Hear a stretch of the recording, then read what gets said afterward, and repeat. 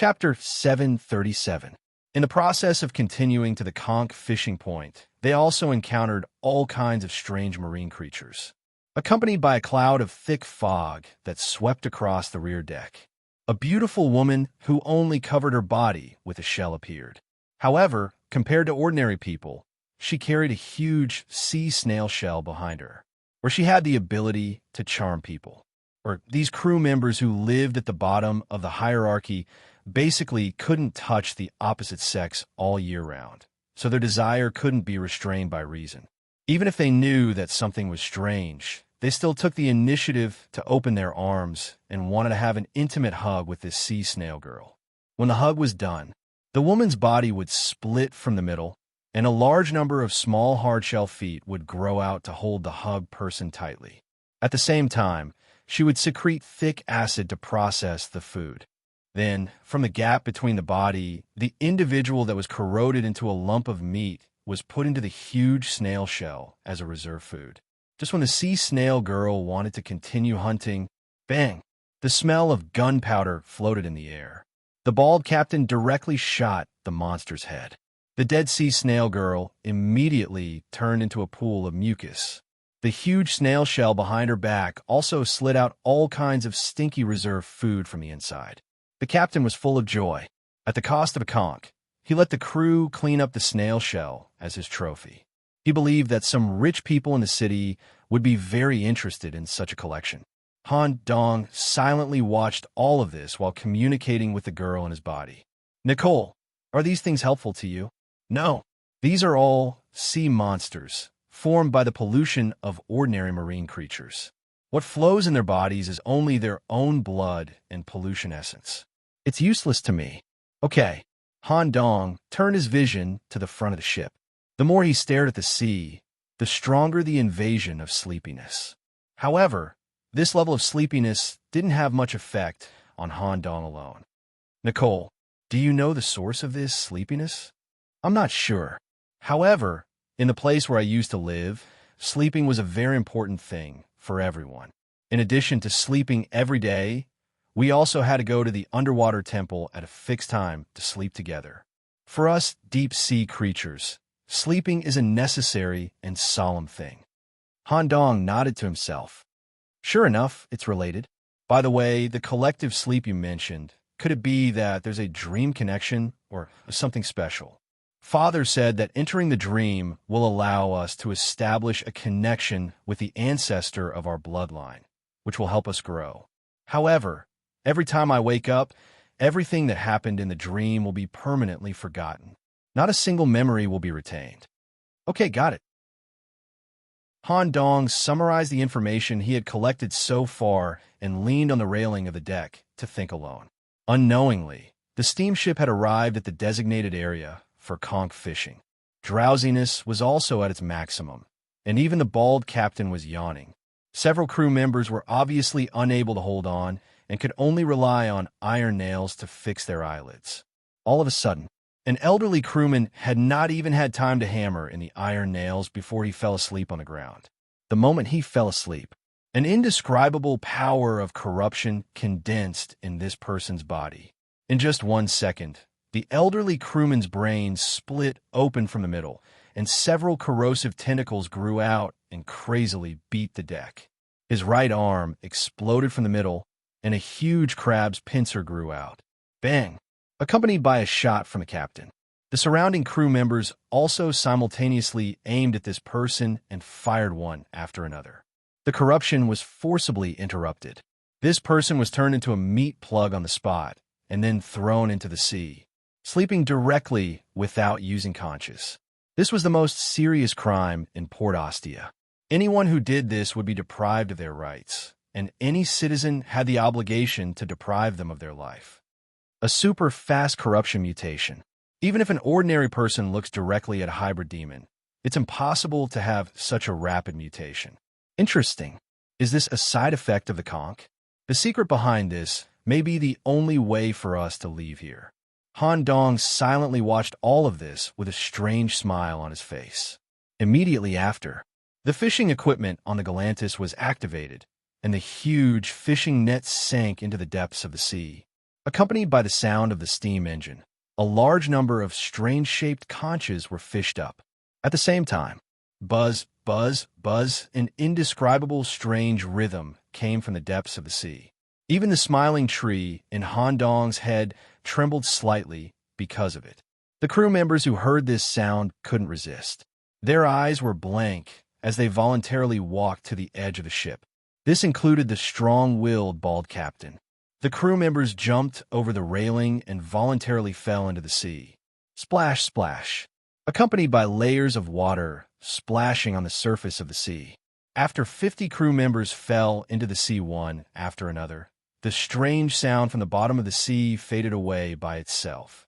The bald captain, who was hiding in the deepest part of the cabin, had just walked out of the captain's room. When he heard the sound fade away, he smiled with relief. This was the reason why he recruited a large number of crew members. If he wanted to use conches, he had to offer a sufficient number of sacrifices to the sea. Equivalent exchange, a very simple principle. Standing on the deck, Han Dong stared at the large number of conches that had been fished up. He looked at the waves on the sea that hadn't calmed down yet, and then used his magic eye to see the situation below the sea. The corners of his mouth slowly curled up. It seemed that he had found a way to escape. After successfully returning to the port, Han Dong also received the wages given by the captain, 10 low-quality conches. The bald captain stared at the crew members who left one by one and shouted, "When you have used them up, remember to come again. The Glantis is your goddess of luck. Thank her." Just like that, they spent a day in the port town. Different members of the three teams, some started from the bottom, the dirtiest area, trying to find the evil hidden in it. Some drank freely in the bar and listened to the information from the drunkards. Some sneaked into the homes of the rich and powerful and obtained information from the family history or the secret rooms in the big houses. When all the members gathered, the unified conclusion was that this was a town that was born around conches. For the time being, they didn't find any evil or traces of the hybrid demons. In terms of religion, they also tended to be normal. There were no pagans wearing strange clothes, and there were no places to perform evil rituals. The town operated normally under a relatively fair rule of law. The entire town had a clear class and level distinction. At the same time, the residents in the town were required to carry out an unlimited birth program in order to provide enough manpower for the economic development of the town. However, where so many people went, only the middle level and above personnel knew. As for the geographical location of the port town, the information from all the townspeople was the same. Whether it was the bottom, middle, or upper level, they all thought that they lived on an island isolated from the world and were not disturbed by the evil from the mainland. Even if they collected so much information. For the most fundamental question, how to return to the original world, everyone was still at a loss. When everyone shared their information one by one, Han Dong put his arm around Demp's shoulder and pulled him aside for a secret conversation. When the two came back, Han Dong smiled and said simply, "I may have found a way to leave here." Chapter 738. I may have found a way to get out of here. As Han Dong said this, Yi Zicha nodded. Captain Diaz immediately turned his head. His eyes were full of doubts. After all, with the information he had collected so far, he could not infer how to escape. He had not even found the information about the exit. We need to go out to sea. Why? Lucius had cooperated with Han Dong many times, so he might not ask anything.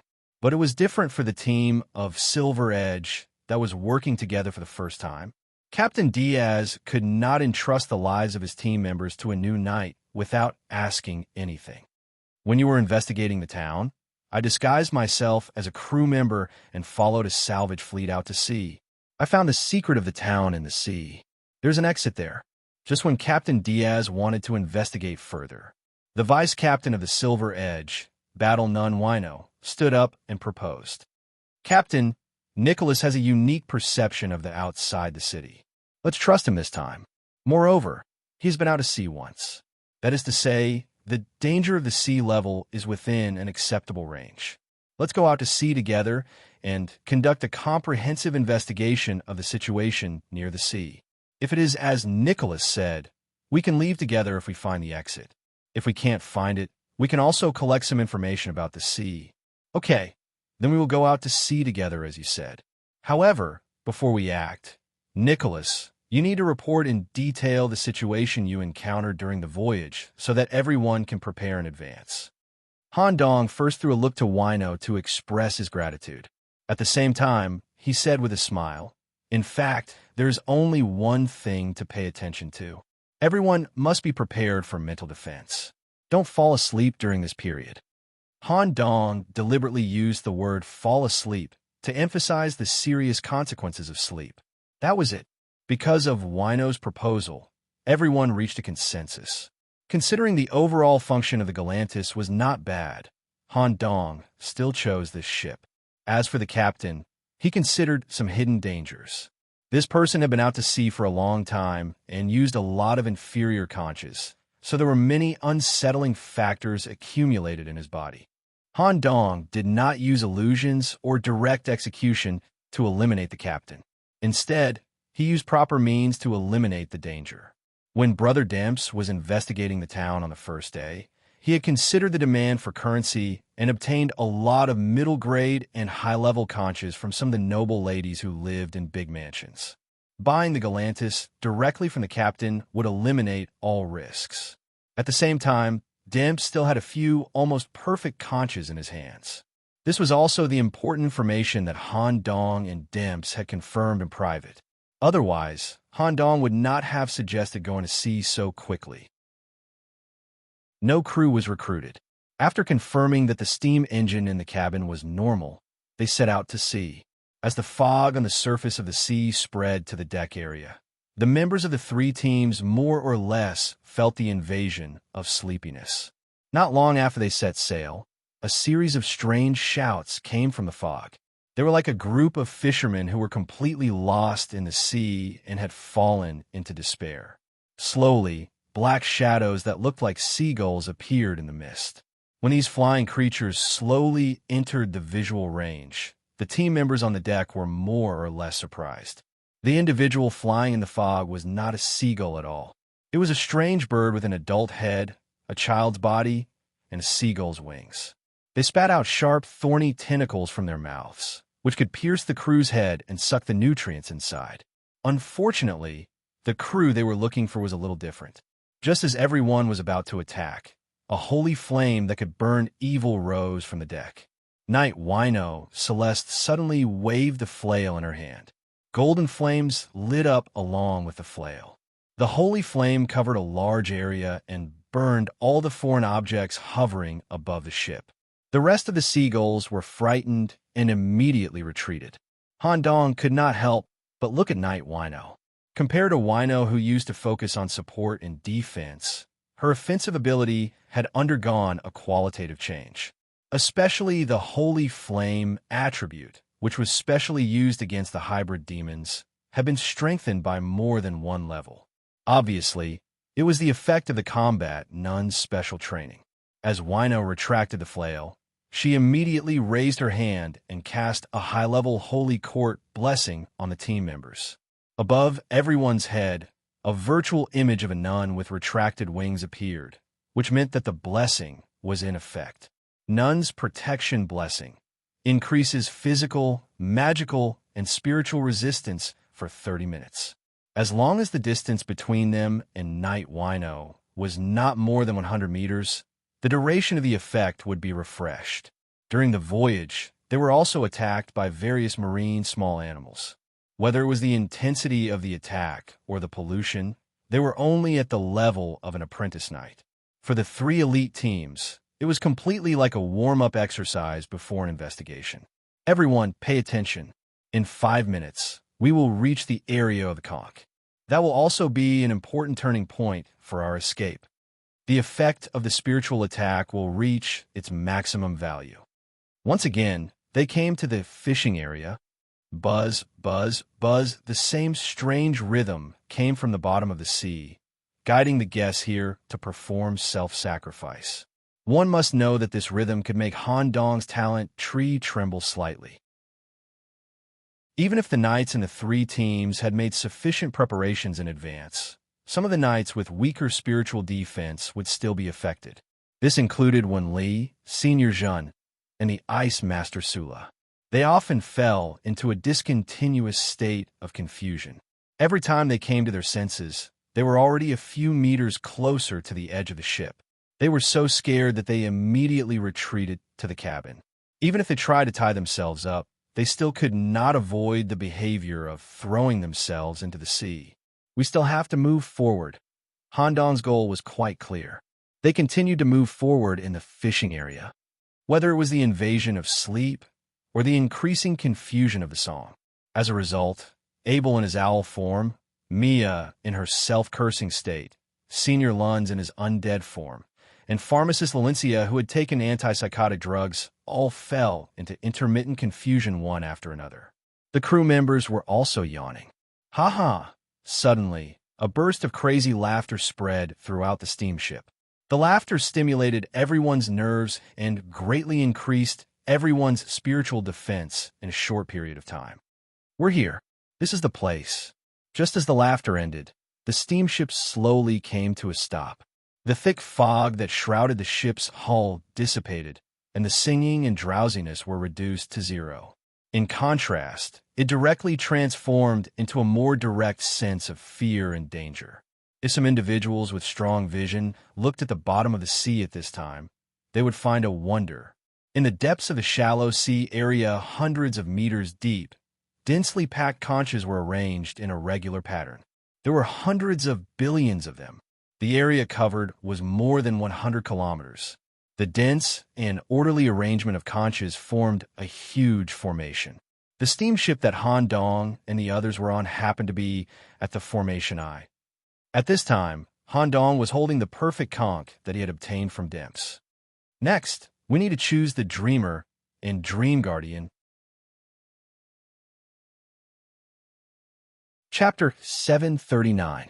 When they saw the conch in Han Dong's hand, the others roughly understood what Han Dong's idea was. The so-called escape was also dream entry. But why was there a distinction between Dreamer and Dream Guardian? Next, it was time for Han Dong to lobby. This is the escape opportunity I discovered. It's the main reason why the town's residents turned into murlocs, and their consciousness was stable and not affected by the eternal night. It's also the root cause of the large-scale mutation of the nearby sea creatures. At the same time, it's also the source of sleepiness. Since we've found the source of the problem, we can only continue to go deeper and find out the truth. When the truth is out, we'll also know the way to return to the holy city. As for the way to go deeper, that's to enter the dream. Han Dong gave his thoughts and plans, and he had already thought of an excuse to persuade Captain Diaz, who knew that the situation this time was a little different. Captain Diaz used a finger to hook the black hair hanging in front of his face back to the back of his ear and gently twisted his neck, making a series of joint sounds. Yes, okay. How do you plan to arrange it? Diaz was not an old-fashioned person who cared about his reputation. In such a bizarre situation, he had long stopped thinking about how to make things difficult for this new knight because of his dissatisfaction. As long as he could give a reasonable opinion and method, he would accept it. While riding the steamship to the ocean salvage area, Diaz also captured many details, and his sharp eyes also saw the large array at the bottom of the sea. At present, the dream entry proposed by Han Dong was indeed the only way in the current situation. Thank you, Captain Diaz. My idea is that the most basic requirement for the dream entry is that the individual has sufficient mental power. I suggest that Captain Diaz, Senior Wino, Senior Lucius, and I enter the dream through the perfect conch. Whether the dream is connected or not, our goal is only to find the origin. But according to my research on conches, there should be some connection between different conches, and there's a high probability that our dreams will be connected. The other personnel who stay outside will be mainly responsible for two things. First, ensure that the steamship will not suffer any attacks during our dream entry and eliminate any life forms that try to attack the hull in advance. Second, once the four of us show any signs of danger, use the most correct method to wake us up. This is my in-depth plan. Let's see if Captain Diaz and Captain Lucius have anything to add. It's nothing. Let's proceed according to your plan. At this moment, Mia reached out and pulled Han Dong's sleeve. She pouted and looked like she wanted to enter the dream with him. Of course, to a large extent, it was because another female knight with a better temperament wanted to enter the dream with her. Mia, you just need to stand guard outside. Dimps will give you a mission later. Where we're going, your mind might not be able to handle it. Seeing that there was a trace of concern in Han Dong's tone, Mia could only say pitifully, Then be careful. You must come back safely. Just as Mia loosened her grip, she discovered that Dimps had disappeared from the team. As the Dreamers, the four of them came to the enclosed cabin area and lay flat on the ground. They were all experienced knights, so Han Dong did not need to pay attention to the details. They tried their best to keep their movements synchronized. They lifted the perfect conch in the air and slowly brought it close to their faces. Although everyone knew that they would be hit by the tentacles and that the process might be very painful, except for Knight Wino, the two captains did not have much of a change in expression.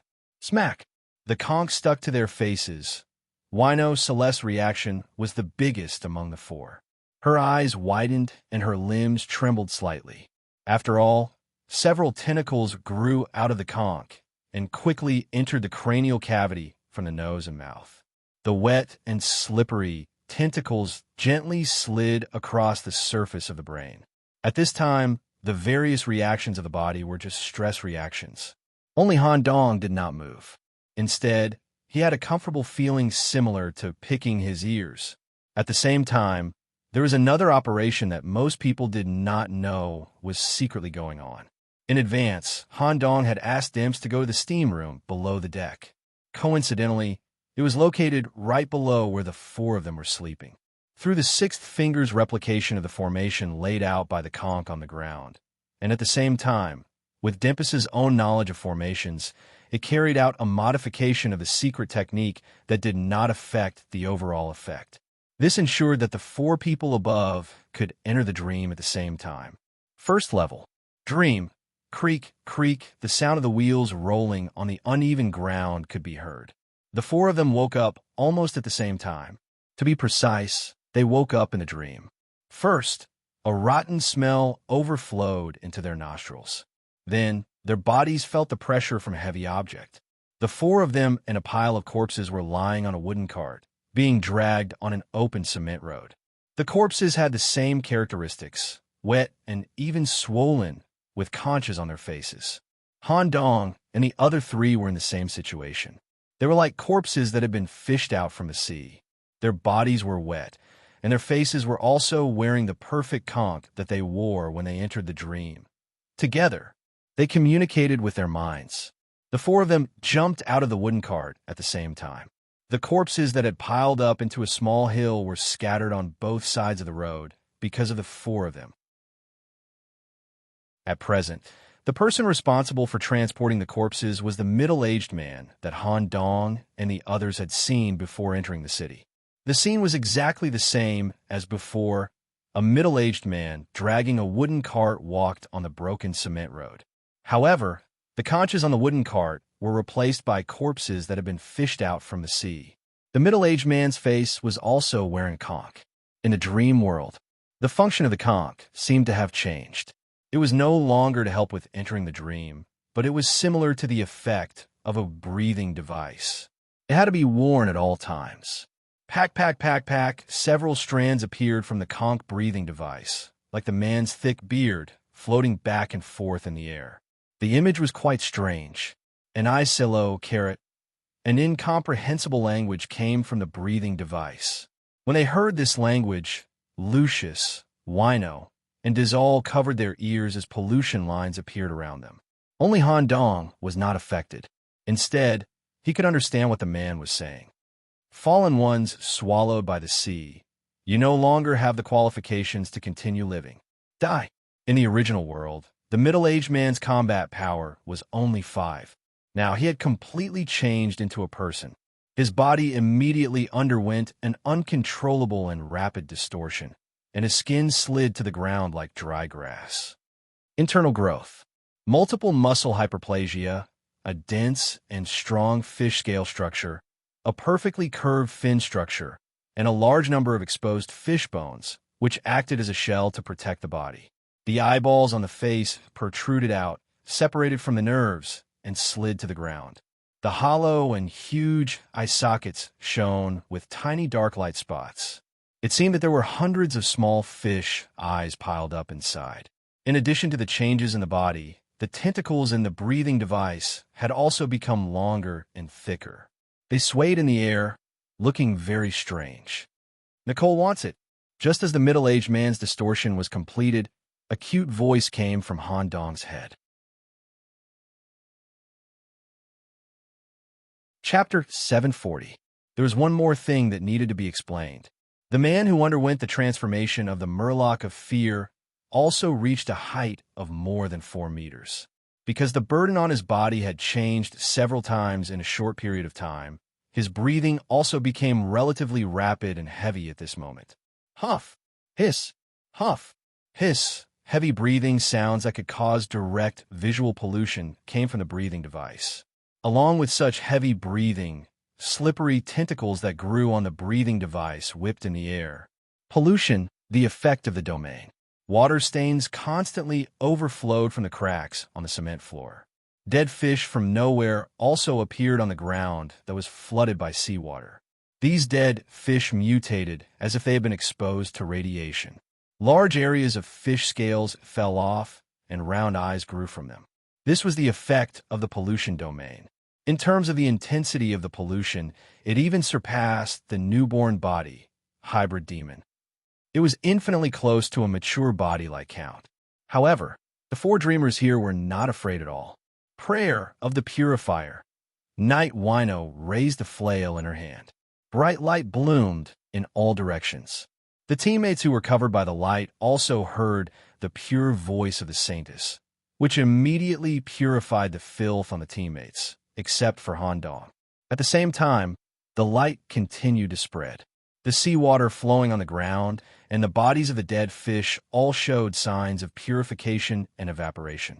The scales on the Murloc, together with the mucus that kept flowing out, could resist the invasion of the light. But it couldn't avoid the blinding effect brought by the light. The hundreds of fish eyes hidden in the eye sockets were stimulated by the light and interrupted the visual transmission, revealing flaws. At the same time, the 2 captains moved at the same time. A pure silver crossbow with a length of 1.5 meters and a weight of dozens of kilograms was loaded. It was the first time Han Dong saw a heavy artillery shooter like Captain Diaz. The crossbow string was also made of the tendons of a certain monster and high-density soft metal. It required enough strength to pull the string. Captain Diaz directly showed a terrifying set of muscles that were not weaker than an offensive knight. Click, click, click, the sound of the clockwork turning. The delicate clockwork structure inside the crossbow also cooperated with the process of pulling the string, doubling the force of pulling the string. Jump! Captain Diaz's pupils were only filled with targets. He found a fixed point in the air and used a levitation technique to set up the cannon in the air. He lowered his center of gravity and stepped forward with his right foot. Shoot! Wong! When the silver arrow shot out, it felt as if the surrounding space was trembling slightly, as if a whistling silver eagle was rushing towards its target. The Murloc of Fear that had been blinded also felt the danger. It actually took out a giant shell covered in dark stripes from its back and used it as a shield to block the attack. Hit! Crack! Crack! Crack! The shell was completely shattered. The power of the arrow only weakened a little, and the powerful force continued to pierce through the Murloc's arm. His bones and tendons snapped one after another, completely breaking through the defense line of his muscles and bones.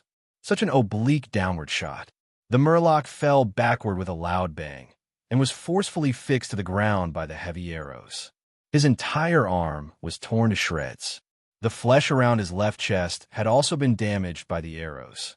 Pure silver arrows soaked in holy water can effectively corrode the bodies of hybrid demons. Unable to bear the pain, the fishman could only struggle crazily on the ground, causing the ground to tremble slightly. Just as Diaz was about to load the gun again, a bloody shadow flashed past. Lucius put it on. The unsheathed sword was covered in visible red blood, and its aura was at its peak. Crimson trial following Lucius's downward slash. A 10-meter-tall bloody light that resembled the shape of a blade rose from the area. The target had been decapitated, but even so, the murloc still maintained its vitality. The severed head tried to wrap around Lucius, who was attacking it, through the tentacles that grew out of the breathing device. The separated body struggled violently, tearing off the right half of its body, breaking free from the crossbow's fixation.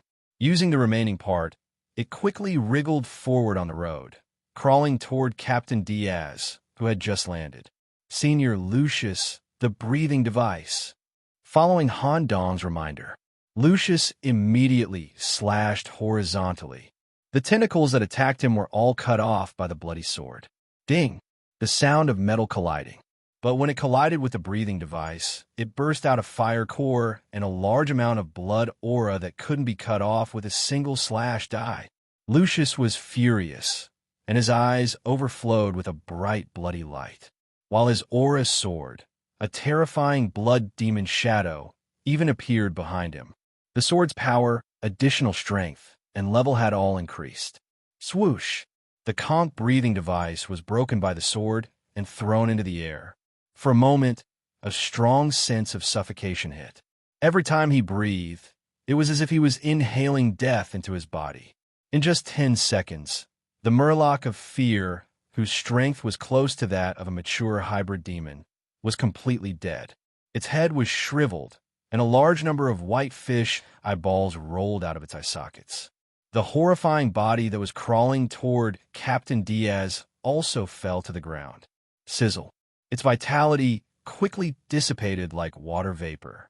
Stinky seawater and all kinds of dead fish flowed out of the torso's wounds. Sacred flame. At this time, Wino recovered the flail in her hand and cleaned up the area, burning all the filth to nothing. It seemed that the killing of the murloc of fear was a cooperation between the three of them. In fact, there was a scene in the middle that only Senior Lucius could see. When Han Dong reminded the breathing device, he himself appeared at the murloc's head through tentacle contact spatial teleportation and extracted the internal essence through a metal syringe. Whether it was for the collection of cell essence, the research of murloc cells, or Nicole's needs, it was necessary. Other than this action, in this battle, Han Dong was only responsible for observing and doing nothing. He tried to position himself as a scout.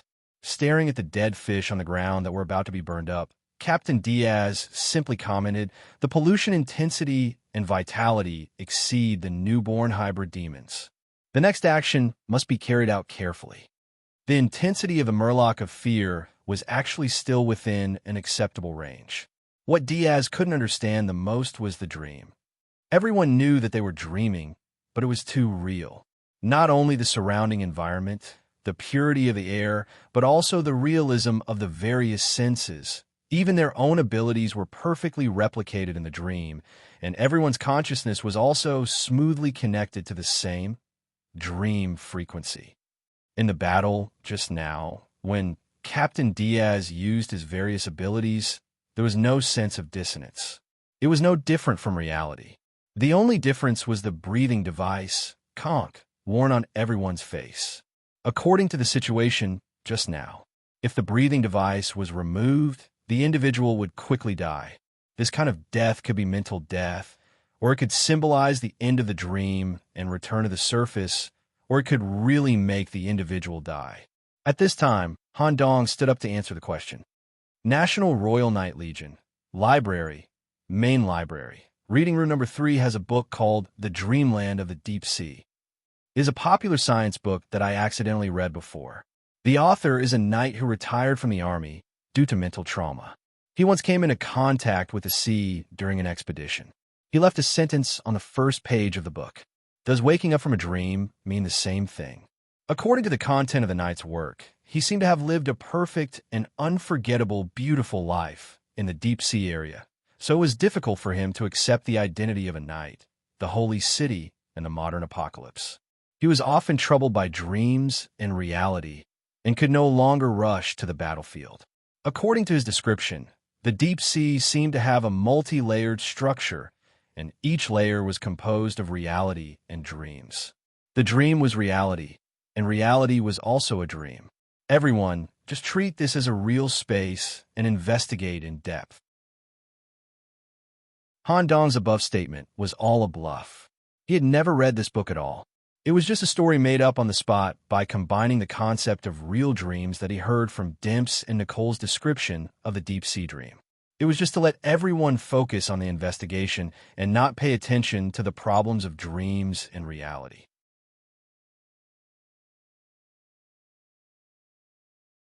Chapter 741. The battle was over. All the filth was burned away by the holy flame, leaving only a group of objects that could not be burned. It was not the bones of the fish monster, but some metal coins. In the dream world, there seemed to be normal currency. The front of the coin was engraved with a strange creature similar to long-beard broccoli, and the back of the coin was engraved with an ancient Roman palace pattern. Considering that they might be used later, Han Dong put all the coins into his pocket. These coins had been burned by the holy flame and were not dangerous. After this battle, one very important thing was confirmed: the conch breathing device. The next battle would be different. Whether it was to deal with the enemy or to defend oneself, the breathing device would be used. Of course, it was also possible that there were some existences in the port town that did not need the breathing device. First, Han Dong released 3 crows and rose to a height of 100 meters. They confirmed the overlapping nature of the dream world. The group was still on the same island, and the same port city was located on the west coast. However, when looking through the crow's vision, the entire port was shrouded in a layer of hazy mist and could not be seen far away. After a brief explanation of the current situation, the in-depth investigation officially began. The temporary 4-person team was also given a clear division of labor. Diz, who had reached grade 4 and was the oldest, was the captain of the dream team and the mid-range shooter of the team. Lucius, who had overwhelming attack power, was the main damage dealer of the team. In the battle just now, it was clear that Lucius's blood sword could shatter the important conch breathing device. This performance made Lucius the sharpest spear in the team. Wino was the defensive support of the team as a combat nun. In the face of higher intensity battles, she would use the holy shield and flail to cooperate with Lucius in close combat. Under normal circumstances, Wino only needed to provide strengthening blessings and purify the contaminated teammates on the spiritual level. As for Han Dong, based on his performance in battle and the efficiency of intelligence collection, he would be the scout of the team. That was it. The temporary dream team once again headed to the port town to investigate the origin of this incident. On the way, perhaps it was due to the influence of the environment, or perhaps it was because of the mental tiredness brought in before entering the dream. Wino Celeste felt a sense of sleepiness engulf her mind. Although when the sleepiness came, it was immediately dispelled by the nun's Holy Spirit. However, it was also at this moment that Wino felt as if she was surrounded by shadows of tentacles, and strange whispers were lingering in her ears. Goosebumps rose on her arms. Wino immediately threw out a question. What happens if we fall asleep in a dream?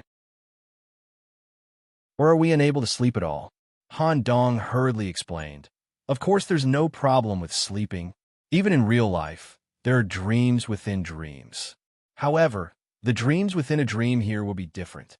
Once he fell asleep, there might be a big problem.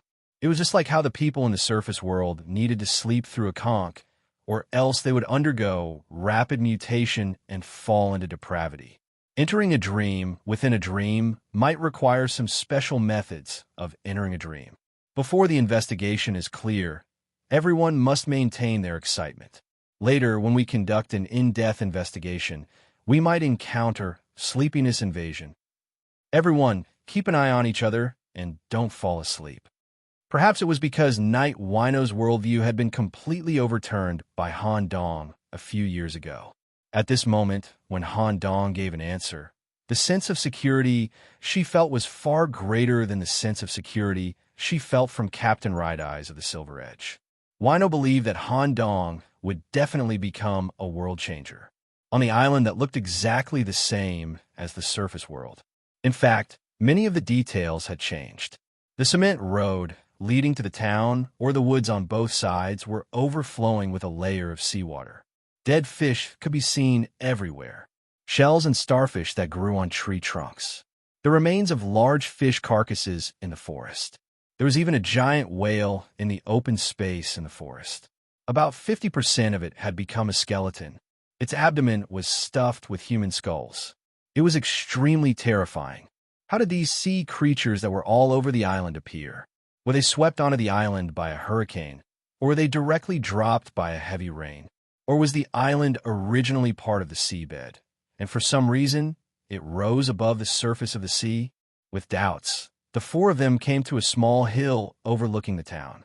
The scene in front of them was almost similar to the town in the past. The only difference was that all the pedestrians were wearing conch respirators. The port seems to be sealed.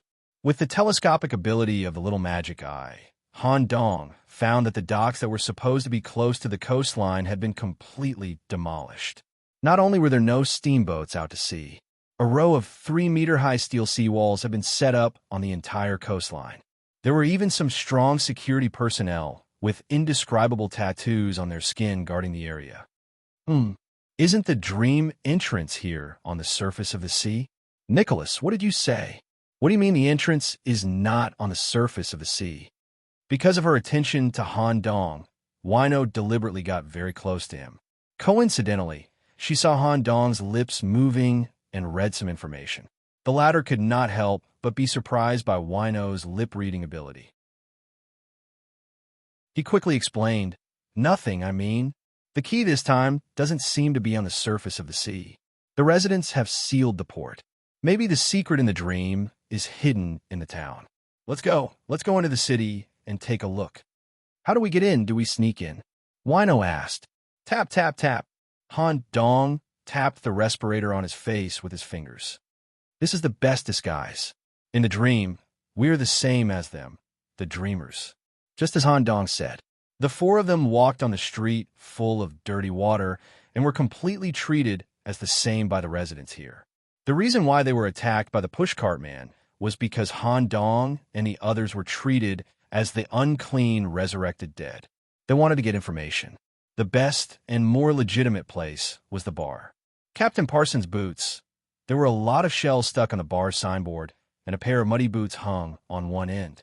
Ring, ring, ring. Han Dong stepped on wet leather shoes and limped to the bar counter.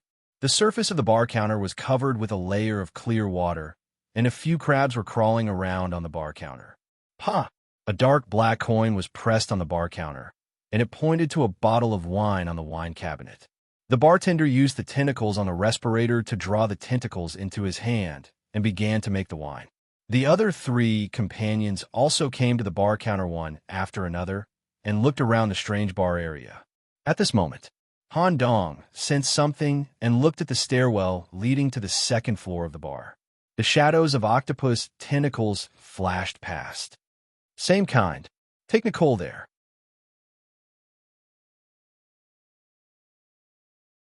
Chapter 742. When Han Dong's perception spread to the stairwell, he felt like he was sinking into the sea. He couldn't reach the second floor. If he wanted to check the situation, he had to go upstairs himself. Of course, the others in the team also noticed it and didn't move for the time being. If his mistake exposed the entire team, he would be hunted down by all the fishermen in the port town. It was similar to the cartman he first met. The townspeople who wore respirators should have similar strength, and there were even a few who had more powerful strength. After a while, the bartender handed over the special cocktail. Gulp, gulp. Inside the dark blue wine glass that was still bubbling, there were dense fish eyes floating in the shape of a pentagon. The terrible color and appearance, coupled with the smell that was as if it had been soaked in old shoes for decades and had gone bad, even those who had received professional training couldn't stand it. Just as Wino showed a disgusted expression, Diaz and Lucius also had a certain degree of resistance. Han Dong had already picked up the coral soup spoon and drank the sacrificer's blue charm, as if he was drinking immortal grass. The round and slippery fish eyes were continuously sent into his mouth. The scene of drinking milk tea stunned the three people next to him. Even Captain Diaz, who initially had a conflict with Han Dong, eliminated all his prejudice at this moment, and he couldn't help but secretly give a thumbs up. Yuh. When Han Dong turned his head, his mouth was still full of fish eyes that he didn't have time to chew.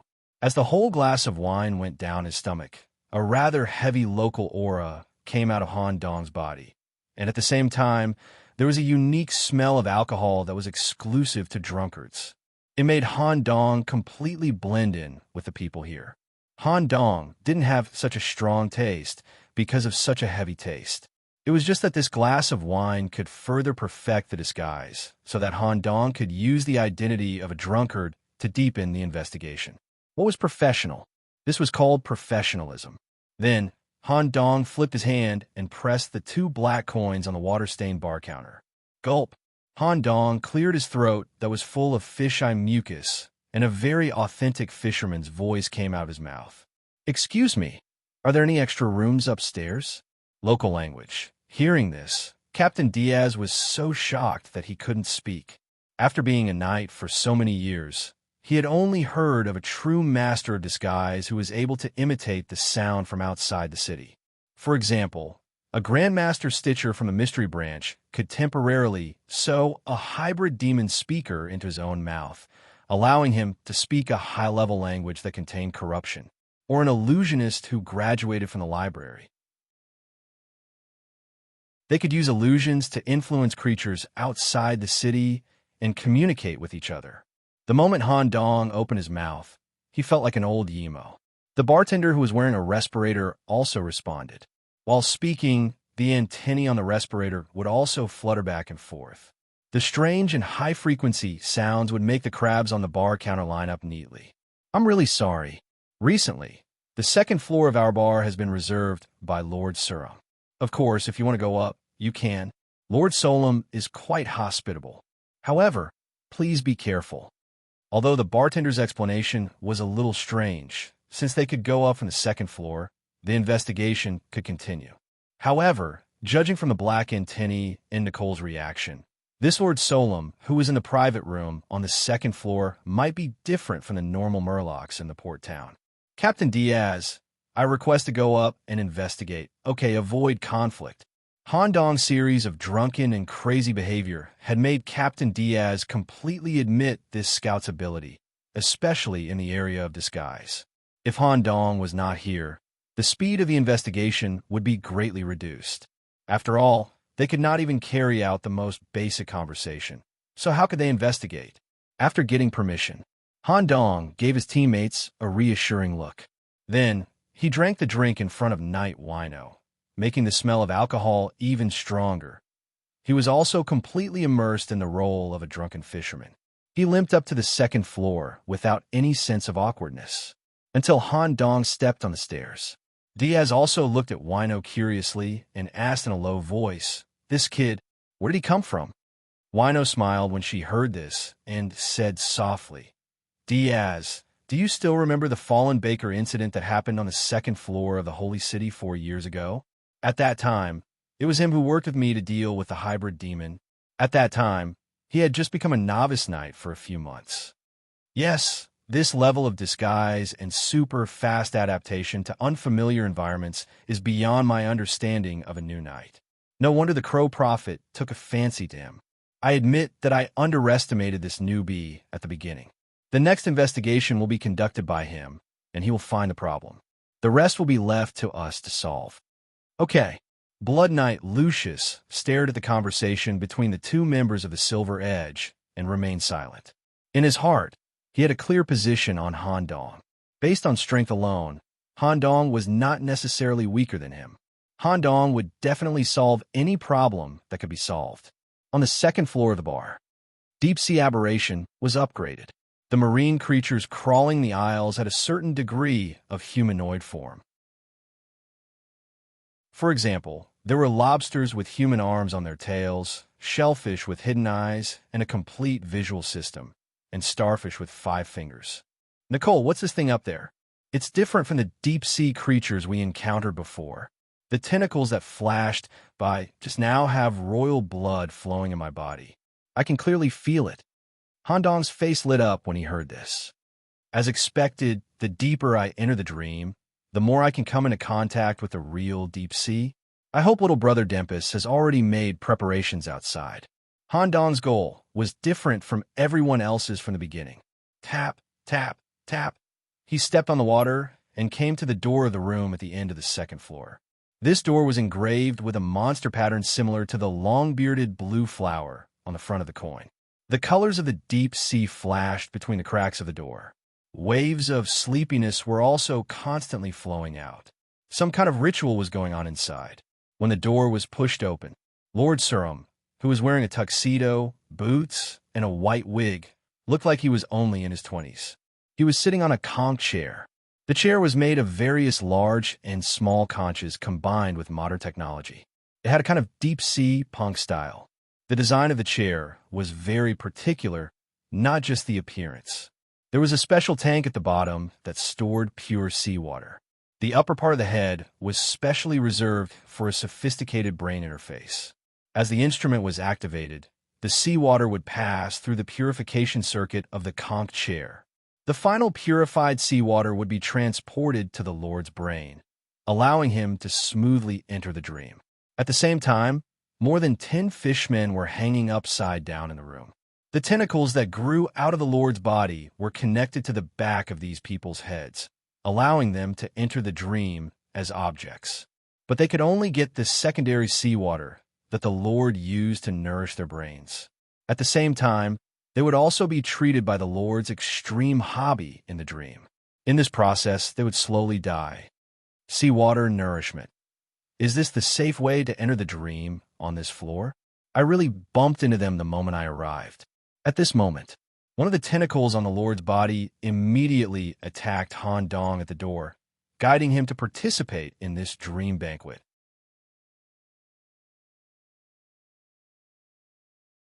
Chapter 743. When in Rome, do as the Romans do. Facing the incoming tentacles, Han Dong did not grow sharp claws to tear them apart, nor did he use death magic to make them wither. He took out his wand, accompanied by a cry from the living crow at the top of the wand. A gray and speckled tentacle shot out from the crow's mouth. When the two entangled with each other, a unique deep-sea energy went straight into Han Dong's brain. The opponent's level had been identified.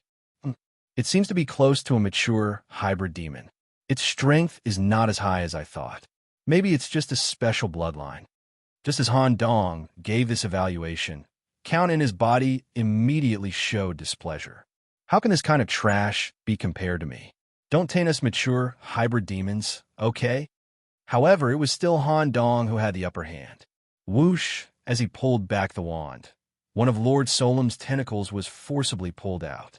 Tentacles were as important to hybrid demons as arms were to normal people. Just as the opponent was about to wake up from the pain, Han Dong used a move that combined with the growth of the talent tree and the brain. It was a space lockdown move that was obtained from the town of Ridley. Faceless Myth, Level 2, Tentacle Enthusiast, Effect. Number of tentacles plus 20%, attack range plus 20%, control plus 10%, hybrid demon minus 30%. The tentacles in the head were fully activated. Imitating Dean Richard, he slowly opened his arms and made a gesture of hugging the void. Void Descent. A terrifying and exaggerated meaty mouth split open on his back. Countless tentacles drilled out from Han Dong's back, each of them carrying the attributes of the Void Laboratory. Squeak. Walls, ceiling, windows. Every corner of the barroom was covered with tentacles. There was no space to be found. As the spots of light within each tentacle lit up, the space around them began to change. At this moment, due to the tentacles being forcibly pulled out, the dream was forcibly interrupted due to the pain. Lord Solem also woke up. The tentacles on the breathing apparatus wriggled wildly. His eyes were completely red and showed an absolute killing intent. However, in the next second he was stunned. His anger was replaced by confusion. The surroundings were no longer the bar environment that this lord was familiar with, but an unknown planet full of craters. The stars above his head were especially dazzling. "You're not from the port? Where's this place?" Han Dong put his index finger in front of his mouth. It was as if he was trying to convey a message. "You don't need to ask because you're about to die." Tick-tock, tick-tock. Drops of seawater dripped down from Han Dong's back, and a completely different aura was separated. Her fair and slender, jade-like feet with a tinge of pink stepped on the ground first. She stuck close to Han Dong's shoulder and quietly peeked out her beautiful face with a head of moist, ocean blue hair. It was when this cute octopus girl appeared. Not only was Lord Solom not moved, but his eyes were filled with disgust. "Deep-sea bastard, this is the land of dreams, and your existence is a blasphemy to the dreamscape. All of you can go to hell." Nicole's identity as a dependent was spurned by this person. For a moment, there was a large-scale distortion in his body posture. 1. The area from the shoulder to the scapula exploded, and 2 huge pincers embedded with hard pearls rapidly grew out. The original arms were still intact. 2. The lower half of the body was connected by tentacles to 4 legs wrapped in hard shells. Due to the high number of tentacles, the 4 legs were huge and powerful. 3. The head that was wearing a noble's wig was still intact, and the dignity of a noble was still preserved. Sea crab, collateral noble. The super-hardened pearl pincers that grew from the shoulder and the back area could tear apart all hard objects, and their strength was also immense. The human arms that remained had a few fish scales that could be used to perform deep-sea secret techniques. The entire body was wrapped in a hard shell and covered with a thin layer of seawater film that could resist all kinds of physical and magical damage. The 4 strong and powerful crab legs also provided super fast movement. Fishing net. It was a mid-level deep-sea secret technique. With the starfish as the nodes and the tentacles as the net, the tough fishing net was quickly thrown towards the 2 of them. At the same time, Lord Solom moved his 4 legs and quickly attacked. He stared at Nicole with his dead fish eyes. However, on the other side of the fishing net, Han Dong revealed a sickly smile. "Nicole, go." Deep-sea secret technique. Sea prison. A square sea prison immediately rose from the bottom of the Lord's feet and sealed him within. Seeing Nicole raise her hand, the Lord said angrily, "How can a bastard like you use such a pure and advanced deep-sea secret technique?" The shame and anger caused by being suppressed by the same type of secret technique. The Lord became irritable. He abandoned the shell covering his body and gave up on defense, and let the tentacles in his body overflow wildly, polluting and destroying the sea prison structure. At this moment, a sense of danger that Lord Solom had never felt before swept through his body.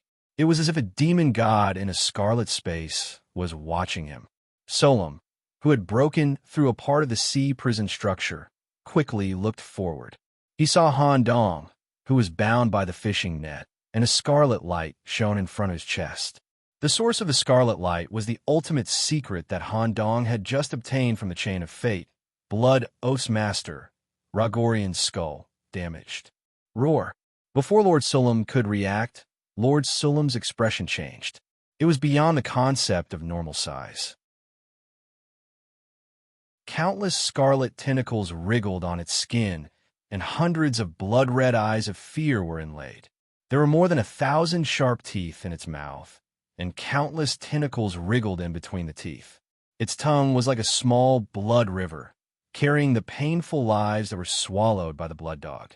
The blood dog had been injected with a little blood of the underworld god. Its nature had changed. With the support of this epic equipment, the blood dog instantly bit the fishing net, and in the next second, it used its bloody mouth to envelop Lord Solom's body. Swish, it did not swallow in one gulp. The pearl pincer, the human arm used to cast the spell, and the 4 crab legs were all torn and swallowed, leaving the Lord's torso and head that was completely immersed in fear. In fact, even Han Dong was shocked by the strength of the blood dog. Faceless man's skull LV. 3 plus tentacle lover, plus epic equipment under the enhancement of the Trinity. The strength of the blood dog had even surpassed the Scarlet Count that was once at its peak. This scene also made the consciousness of the Count and the body very excited. Okay, Nicole, I'll give a rest to you. Thank you, my lord. For a moment, the original body that had once swept through the entire octopus army in the world of the fog and wantonly destroyed the city appeared. The giant pink tentacles violently whipped the ground. It wrapped around Lord Solom, who did not have much strength to resist. Squeeze, paralyze, crush, absorb.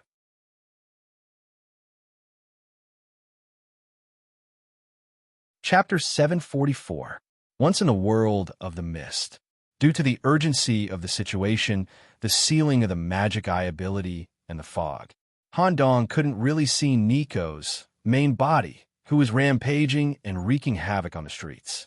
Now, on the void planet that Han Dong had constructed, a terrifying pink oceanic life form had appeared before Lord Solom's eyes, causing him to feel fear he had never felt before. It wasn't a complete octopus. In this form, its identity as a dependent was clearly demonstrated. It was similar to a four-legged life. It was similar to a human, but its body was a giant octopus. The seemingly smooth surface of the octopus body could crack open a large number of human mouths, and a large number of slender arms could be seen inside to help the teeth process the food taken in. The pink octopus tentacles, which could suck living things, secrete acid, and had great power, whipped the ground, and even caused cracks to appear on the surface of the void planet. Lord Solom, who had been deprived of his ability to move by the blood dog, had been caught by the tentacles. After a series of processes, he was swallowed into Nico's body. According to the analysis of the Prison Illustrated Handbook, Nico's advancement pathway was to absorb the hybrid demons mixed with the bloodline of the deep-sea royalty or nobility. As Lord Solom was completely digested, Nico also slowly transformed into a beautiful and cute little girl, and the pink tentacles were also retracted into her short skirt. The burp from being full was very soft. With the movement of her throat, a colorful bubble emerged from Nico's mouth at the same time. Anomaly, Nico, little claw, has grown 1. Small increase in basic attributes. 2. Seeker of the deep sea, sea crab, part of the magic has been learned. 3. Slight increase in bloodline purity. Burping in front of others was very inelegant, especially in front of the master and messenger, Nicholas. Such impolite behavior made Nico immediately cover her mouth. Burp, a pink tentacle stretched out from the bottom of the little skirt and quickly popped the bubble formed by the burp. However, Han Dong didn't care about these things at all. He was only shocked by the information in his head. Nicole's leveling speed was quite fast. Her illustration handbook had a passive ability called Deep Sea Royal Family, which would greatly increase her leveling speed, double the experience gained. Killing a noble from a collateral bloodline had given her an obvious boost in strength. This made Han Dong look forward to Nicole's future development. Just as Nicole had completely absorbed Lord Solom's soul. First floor of the Dreamscape, Port Center, it was located in a special Georgia mansion. A sloping roof, a circular attic, and a semicircular terrace overlooking the far end. The most unique thing was that half of the mansion was submerged in seawater, as if the mansion was built in a swimming pool. This was the home of Lord Solom Wright, the Wright family mansion. Lord Solom was the eldest son of the mansion's owner, Count de Knox Wright. He was a man who had imprisoned himself in this mansion and was the most powerful existence in the port city. Even though Solom's death happened in the void territory created by Han Dong, Solom was still alive. However, due to the severing of the bloodline connection, such a relationship was above space, second only to the rules. It was immediately sensed by Count de Knox Wright. For a moment, the entire mansion was engulfed in anger. Tentacles wrapped in hard shells immediately filled every passage in the mansion. Some of the servants who didn't have time to dodge were penetrated and left the dreamscape. The heavy breathing could be heard by the residents 2 streets away. They closed their doors and didn't come out to avoid being affected by Count de Knox's anger. Moreover, In this mansion, there were still many deep-sea mantis demons with a little bloodline. After all, this count had more than one descendant. The old man with half of his face completely turned into coral came out of the sealed study. Stepping on the seaweed carpet embedded with shells, he came to the watchtower specially designed by him. The old man's original appearance was quickly seen by some of the nearby residents, causing them to fall into endless, terrifying nightmares. He was Count Denoxrite. One of the old man's hands was similar to Lord Solom's. It had the structure of a crab's pincer, but it was relatively slender and close to the size of a human's arm. The surface of the dark crab's pincer shell also had small pearls arranged in a strange array. His other hand used the shell as the shoulder joint. Tentacles with eyeballs grew out of the shell and tightly intertwined with each other, imitating the appearance of a human's arm. It could achieve the ability of a human's finger, allowing Old Man Denox to still perform all kinds of human actions, including eating, flipping books, and writing. Search the entire city for Lord Solom's body. Capture the murderer alive. As soon as this was said, various kinds of human-shaped seafood crawled out of the mansion quickly. Through the information network scattered around the town, they quickly determined the last location of Lord Solom's appearance. It was at the east of the town, in a tavern named Captain Parsons' Boots. Creek Handong retracted the tentacles that were arranged in the void and left the room. The rest of the team was already waiting at the entrance of the passage. Captain Diaz asked with a heavy expression, "You killed Lord Solom alone?" Although Diaz was very shocked by this matter. After all, they were downstairs, but they didn't hear anything. The reason why they determined that Han Dong killed the target was that there was a huge trouble coming for them. Bloodline sensing that is above space. There's no way around it. Everyone in the port town is looking for Lord Solom, and a team has already found the bar. Prepare to retreat. I've already investigated the route. When things calm down, we'll re-enter the city to investigate. Just as Captain Diaz was about to jump onto the roof and escape, Ha! Han Dong reached out and grabbed him. Everyone, I want to ask you for a favor. I've already found the method and equipment to continue sleeping normally from Lord Solom. I plan to continue dream and find the truth. If we leave now, the hybrid demons in the port can also track us based on clues and residual auras. If I'm not wrong, those dead fish scattered in the woods and roads can become their surveillance cameras. The island is only so big. We'll be caught in an endless pursuit. Captain Diaz, please give me a chance. According to the information I've collected so far, the flow of time in different levels of the dream is different. I'll find a way to leave and return to Gain Forest while you're holding on.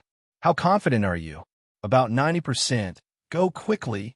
Diaz had already completely trusted this newcomer. Although he always had a strange feeling that he was being led by the nose, he could only trust Han Dong in this situation. Han Dong immediately returned to the room and sat on the conch seat that Lord Solom used to enter the dream. He let the soft tube on the seat connect to the back of his head, allowing the seawater stored at the bottom to flow into his brain through the circulation system. Dream. Level 2. Gurgle gurgle. A series of bubbles came out from Han Dong's mouth. The broken cement floor, the old wooden cart, and a large number of Murloc corpses on it. The middle-aged man who was in charge of pulling the cart had completely turned into a Murloc with scales all over his body. He swam on the road. That's right. Even though the scenes and characters were basically the same, the overall situation was different. The island that Han Dong was currently on was not on land, but at the bottom of the sea.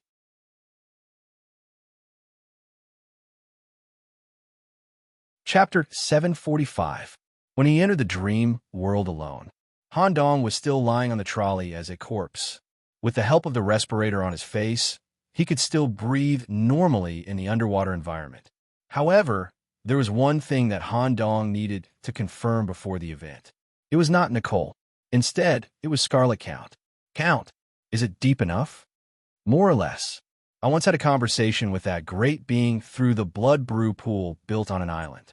The endless blood brew nourished my spirit, allowing me to maintain myself in the multi-layered dream world. Kid, you can understand the dream world without relying on anything. That's ridiculous. In the lives I've seen, many people who tried to come into contact with the deep sea died after their spirit went through a lifetime of reincarnation in the dream world, leaving behind only an empty shell of a body. Even if they woke up again, their consciousness would think that they were dead, and what was left behind was only a walking corpse. Han Dong replied with a smile, "If you can't even withstand this, then it would be meaningless for me to spend so much effort to kill you and Clown. Isn't that right, Count?" Ha ha ha. Ha, Count's consciousness and Han Dong laughed at the same time. The middle-aged man who was dragging the trolley also noticed it. He waved his arm, and scales gathered at the tip of his fingers, tearing at Han Dong, who was at the bottom. Buzz! The sharp claws that were tearing through the water suddenly stopped. It was not because Han Dong stopped it, but because the person stopped on his own. In front of the sharp claws, there was a piece of parchment with 2 seals. The content was written in blood, and it looked like some kind of contract. One of the seals was similar to the broccoli tentacle monster on the coin. When the parchment appeared, the middle-aged Murloc who was pulling the trolley also lowered his head. Han Dong's fluent local language spread through the sea as he blew bubbles. "Can you take me to see this great being? If you don't mind, I'll take you there." The middle-aged Murloc immediately gave up on burying the body and dumped it on the side of the road. He then signaled Han Dong to sit on the trolley alone. Splat!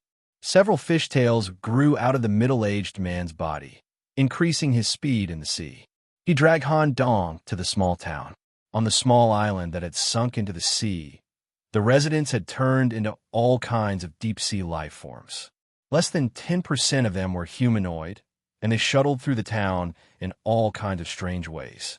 The island sank to the bottom of the sea, so naturally there was no such thing as a harbor.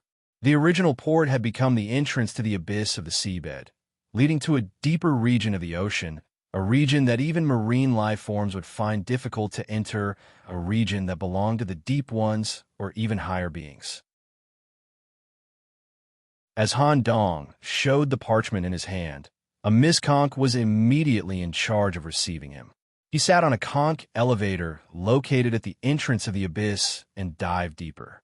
The reason for this privilege was because of the relationship that Scarlet Count had established in advance. This was also the reason why Han Dong decisively chose to investigate the port incident when he had to choose one of the 3 cases to investigate.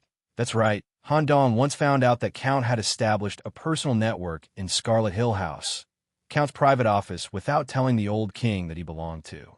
The network that Count spent nearly 100 years to build, in Han Dong's eyes, was even more valuable than the moving land lease, Scarlet Hill House dash. If these networks could be used, Han Dong would become a true emissary. Among them, one of the networks pointed to the deep sea. It was 13 years ago when Count was assigned by the Blood God to go to Burnishek Island. He encountered the Deep Ones and the sea barrier that blocked the Blood God surveillance. Count's desire to break free from the limit of blood brewing drove him crazy, so he accepted the call of the dream and chose to communicate with the deep sea. At the cost of dozens of pure blood descendants and origin blood brewing, he exchanged a network of connections. The parchment in Han Dong's hand was the cooperation contract that Count signed with a certain existence in the deep sea, while the conch elevator was diving. The conch lady, who was in charge of guiding Han Dong, explained in a very soft voice, "Because the entrance you chose is not a land lease area. Even if you go deeper through the multi-layer dream, you won't be able to reach the center of the deep sea. The deepest part here only belongs to the edge. However, the special contract in your hand should be able to get a response from the great existence." Thank you. To be honest, Han Dong still hoped that it could be faster. After all, the situation in the previous layer of the dream wasn't optimistic, and it shouldn't last long. If they still couldn't finish the discussion within the limited time, everything they did would be in vain. They arrived. The conch stopped diving. Han Dong walked out of the snail's mouth alone. This was already the deepest part of the sea. The pressure of the sea should be able to instantly squash Han Dong into a meatball, but in fact, he didn't feel any pressure. Instead, there was a comfortable feeling of being wrapped in the sea. The reason for this? It was because Han Dong's identity wasn't rejected. This is the bottom? It was a little different from the bottom of the sea that Han Dong imagined. It wasn't an extremely dark environment. There was a kind of glowing jellyfish floating in the sea. What Han Dong stepped on wasn't a hard rock, but a warm, white, soft object. Even with the illumination of the glowing jellyfish, he still couldn't see the end. At this moment, Han Dong felt that the soft ground was moving on its own. To be precise, it was opening its eyes. That's right. Han Dong was standing on one of the eyes of a great existence at the bottom of the sea. It was an eye that was distributed at the edge. Even so, Han Dong couldn't see the limit of this giant eye. An irresistible voice directly echoed in Han Dong's mind. With my contract as the master of my children, with the yellow seal, the prisoner's head, interesting visitor, you're already able to kill the scarlet little count at such a young age? Suddenly, a blood dog grew out of Han Dong's arm. In the depths of the blood dog's mouth, a human head full of blood slowly emerged. I'm not dead. It's just that I think this kid is very interesting. He can help me get rid of the blood as shackles, so I chose to cooperate with him. I hereby declare that the Scarlet Manor and all its internal affairs, including the agreement I signed with you, will all be transferred to this kid's name. He will replace me and make a deal with the deep sea. The appearance of the Count was naturally approved by Han Dong. The main reason was to dispel the concerns of the master of the deep sea and smoothly connect this layer of relationship. In this way, a deal that no one knew about was carried out in the depths of the sea. The surrounding space was slightly shaking. It also meant that the three people who were watching Han Dong's dream on the second floor of the Upper Dreamland Bar had a conflict with the hybrid demons in the town. There was not much time left.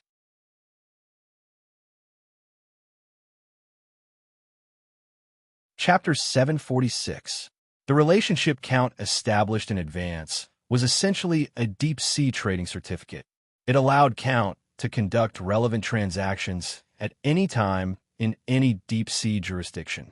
At the same time, he would also be protected by the sea during the transaction period, cutting off all contact with the outside world. However, there was a minimum requirement for every transaction. One had to provide a tribute that satisfied the deep sea. Otherwise, the deep sea would devour Count. Therefore, Count himself was more afraid of the deep sea. After so long, he had only conducted one transaction. In order to ensure that the transaction would proceed normally, Han Dong released Nicole in advance. When Nicole appeared, she immediately shrunk into a small pink octopus out of fear and landed on Han Dong's shoulder, shivering. She had never seen such an existence before. Such a direct difference in level was stronger than her father in the Sea of Fate. In other words, the existence corresponding to this big, I was the final object that Nicole and her father and even the deep-sea kin in the Sea of Fate were trying to establish contact with when entering the dream. What did you bring to the sea? The voice kept echoing in Han Dong's head. If he could not answer this question within a short period of time, Han Dong's head would explode. It was neither a rare treasure, nor a living sacrifice, nor a human secret. Unlike Count, who had sacrificed a large number of bloodkin and hand over the blood wine in his body, Han Dong took out a syringe from his head. It was a strange green liquid that did not belong to this world. Great Lord of the Deep, in order to let you see the value of this item more directly, I need to borrow two deep-sea creatures of almost the same level, physique, and ability. One is alive, one is dead. As Han Dong imitated the voice of the deep sea, he made the request. The surface of the giant eye under his feet cracked open a moist channel that was overflowing with seawater. The seawater squeezed. One was dead, and one was alive. Two deep ones classified as lampreys were squeezed out. Compared to the sea crabs and hard fishes Han Dong had seen in the Upper Dream, these lampreys were smaller in size and did not have a protective shell. They leaned towards softness and slender, but were extremely aggressive. Its body was twisted like a fried dough twist, made up of 3 soft and tender tentacles, invertebrate and crawling. Its hands and feet were also made up of unique tentacles and retained the characteristics of a lamprey.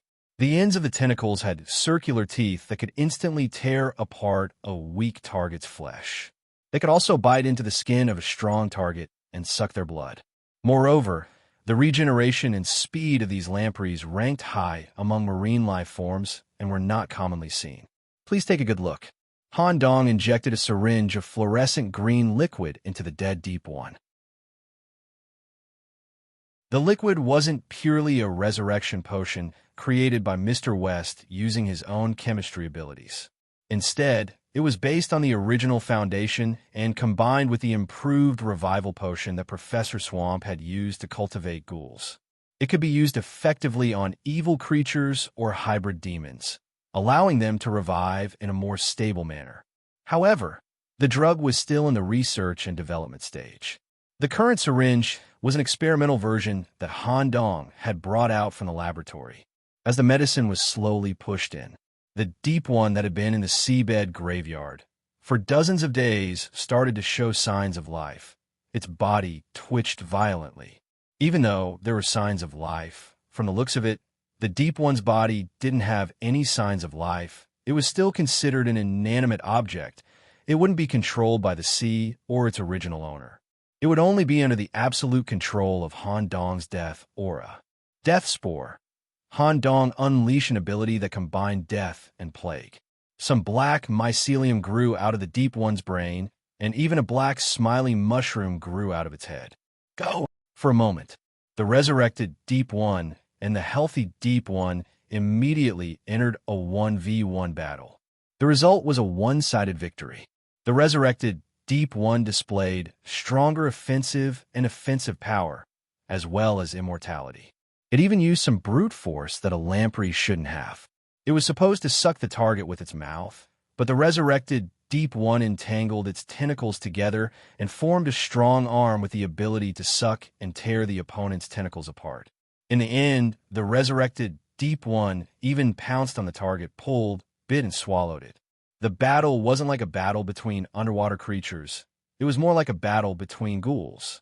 Even if it received fatal damage during the attack, it wouldn't affect its movement at all. However, the battle ended in less than 5 seconds. The resurrected lamprey's body started to swell uncontrollably. It seemed like the limit of the cells was broken and started to divide without limit. The originally thin and small lamprey expanded to 5 times its original size in a short amount of time. It was about to explode. Before the explosion, Han Dong used the mummy's left arm to touch the target's surface. Using death to forcefully degrade, the demonstration of the drug was completed. Although there were some flaws in the demonstration, the overall effect was obvious. The drug is still in the experimental stage. It will take at most a month to get a more stable finished product. I'm willing to provide the drug to the deep sea on a regular basis. It's estimated to be 15 corpses per month. It will help you to quickly and smoothly rule the other areas of the sea. I hope you can fulfill 2 requests. First, I want to become your low-level emissary. I only need to obtain the management rights of the non-title deed area, Port Ostia. Second, I hope to obtain the embryo of a purebred deep one from you. Any kind will do, mainly for reagent research. Han Dong proposed a deal. Following the slight pulse of the ground, the giant eyeball blinked once. A voice that seemed older than the planet echoed in the deepest part of Han Dong's mind. It even made Han Dong want to kneel down, but he forced himself to hold it in. Due to the uniqueness of the head, multiple emissary identities are allowed. I can agree to the first request. However, I can't promise you the second request. However, I will allow you to conduct related research on the low-level fish species or foreign murlocs in Port Ostia. As for the drug in your hand, I will send abyssal demons to your manor regularly to collect it. If possible, let's continue with the contract. Okay. Han Dong didn't expect this great being to agree to the second request from the beginning. After all, it would involve the risk of the knowledge of a civilization being leaked. Han Dong was quite satisfied that he was allowed to conduct research on the murlocs in the port. The most important part of the above deal was the identity of the emissary. Whether it was for Han Dong himself or the upcoming great expedition, it was crucial. Han Dong's actions seemed to be helping the old king at the bottom of the deep sea to increase his combat power. In reality, this method was secretly breaking the balance outside the city. Between the old kings who had different territories and established different titles, there were conflicts and terrifying wars that humans couldn't see. Moreover, no matter how many resurrections were created in the deep sea, it wouldn't cause any harm to the holy city. After all, Han Dong was the creator of the drug. He knew very well where the weakness of these resurrections was. If they were to attack the expeditionary army or the holy city in the future, they would immediately disintegrate.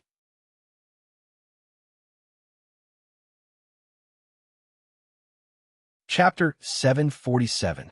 The deal was made. Along with the hint given by this ancient existence, Han Dong placed his right palm on the surface of the ground.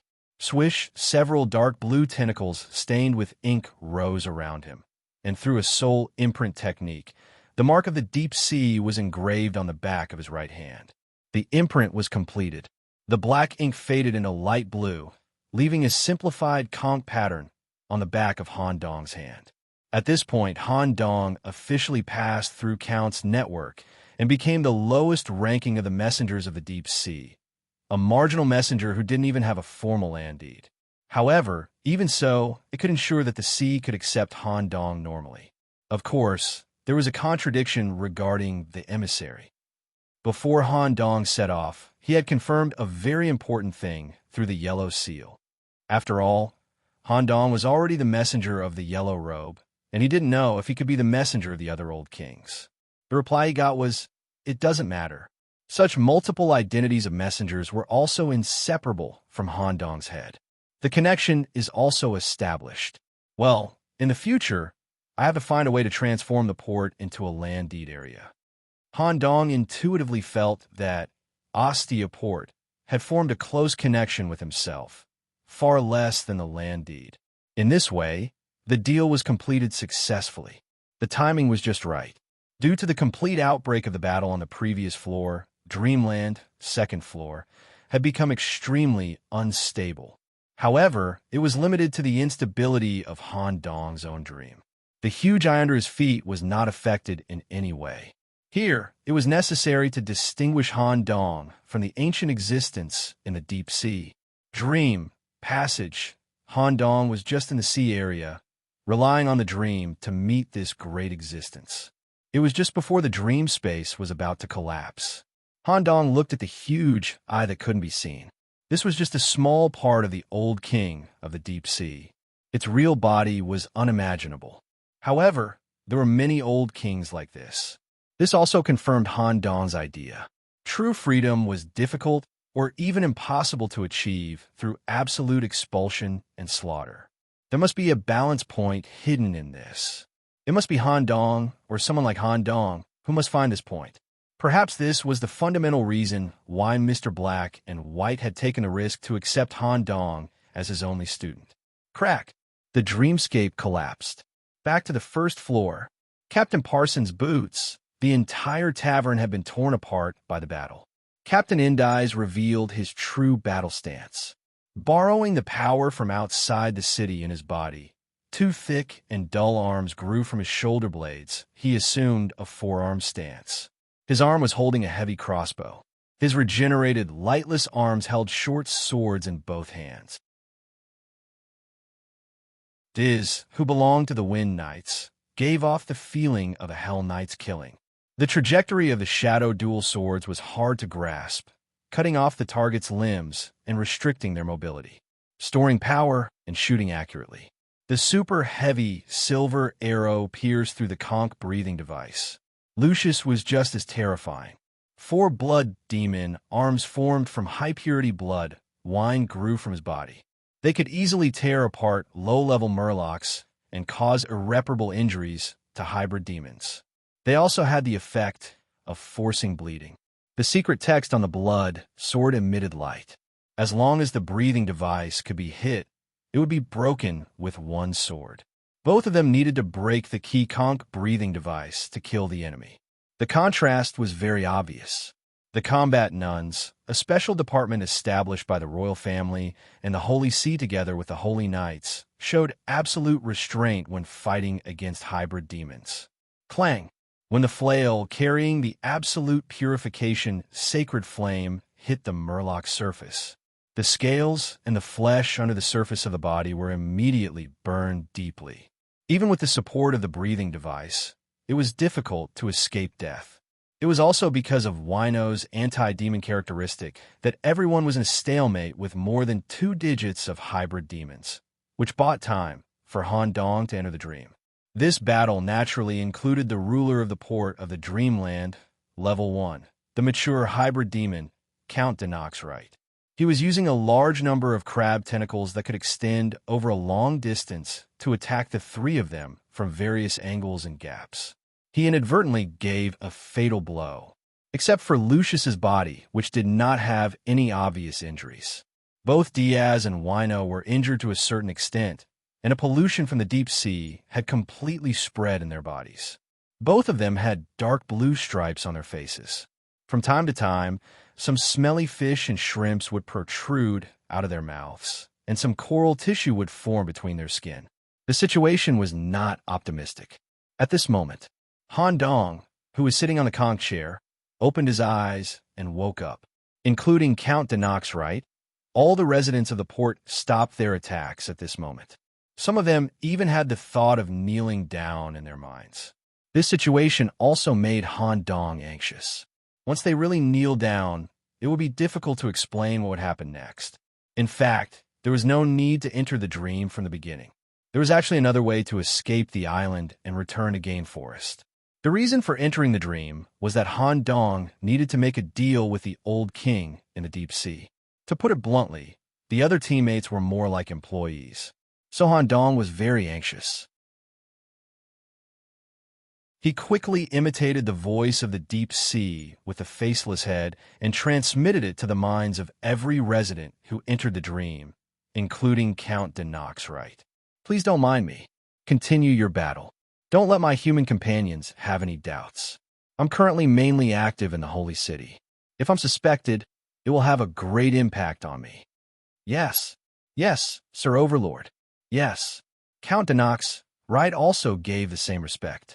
He was only the most powerful noble in the port town, and he did not get the management rights of the town from the deep sea. Han Dong was the true master of this place. Just like that, the battle continued, but some of the hybrid demon's actions were obviously restrained. Han Dong, who woke up from his seat, immediately used his superb acting skills and pretended to find clues to decipher all of this in the deep dream. Everyone, remove the breathing apparatus. I found a way to leave the port. Huh? Are you sure? I'll go first. You guys follow me. His 5 fingers grabbed the conch on his face and pulled it off. What welcomed Han Dong was not death, but his body turned into bubbles and floated in the air. Seeing this, the team members immediately removed the conch. Whoosh. In the blink of an eye, the 4-man team woke up in the room of the steamship. Wino immediately used the Holy Light domain to remove the pollution for herself and Captain Diaz. Nicholas, what's the way to escape? I've already reconciled with the master who controls this sea in the deep dream. Currently, the dream space in the port city has been removed, and we've been reconnected to the mainland. We just need to return normally. We'll talk about the details when we return to Gain Forest. Just as he said that, creak, the steamship started to shake as the sound of steel being squeezed came from the steamship. What's the situation? I've already arranged for other people to stay on the surface to find a way to return quickly to reduce the possibility of encountering danger in the sea. After the simple treatment, the group of people came to the deck area to meet up with their teammates. They saw Team Silver Edge's Ice Master, Sura Ice Spike, working together with Demps to create a smooth ice path with minimal friction on the surface of the sea. At this moment, Sister Wenli was standing at the bottom of the steamship, making a pushing motion. Where her palm pressed, the iron sheet of the steamship was deeply dented. Demps, Senior Sister Sura, get ready to continue creating the ice path. Wenli, push it. Okay. Accumulating power. the muscles covering when Lee's entire body exerted power at the same time. Some kind of power that surpassed the limits of humans erupted. Whoosh! The steamship glided toward the port at a speed of 300 kilometers per hour. Willie also took a step forward and ran at full speed on the ice. She jumped forward and landed steadily on the front deck without panting at all. Instead, she had a smile on her face. Captain Diaz stared at the red-haired, muscular girl and was completely stunned. Abel fell into a state of seclusion again.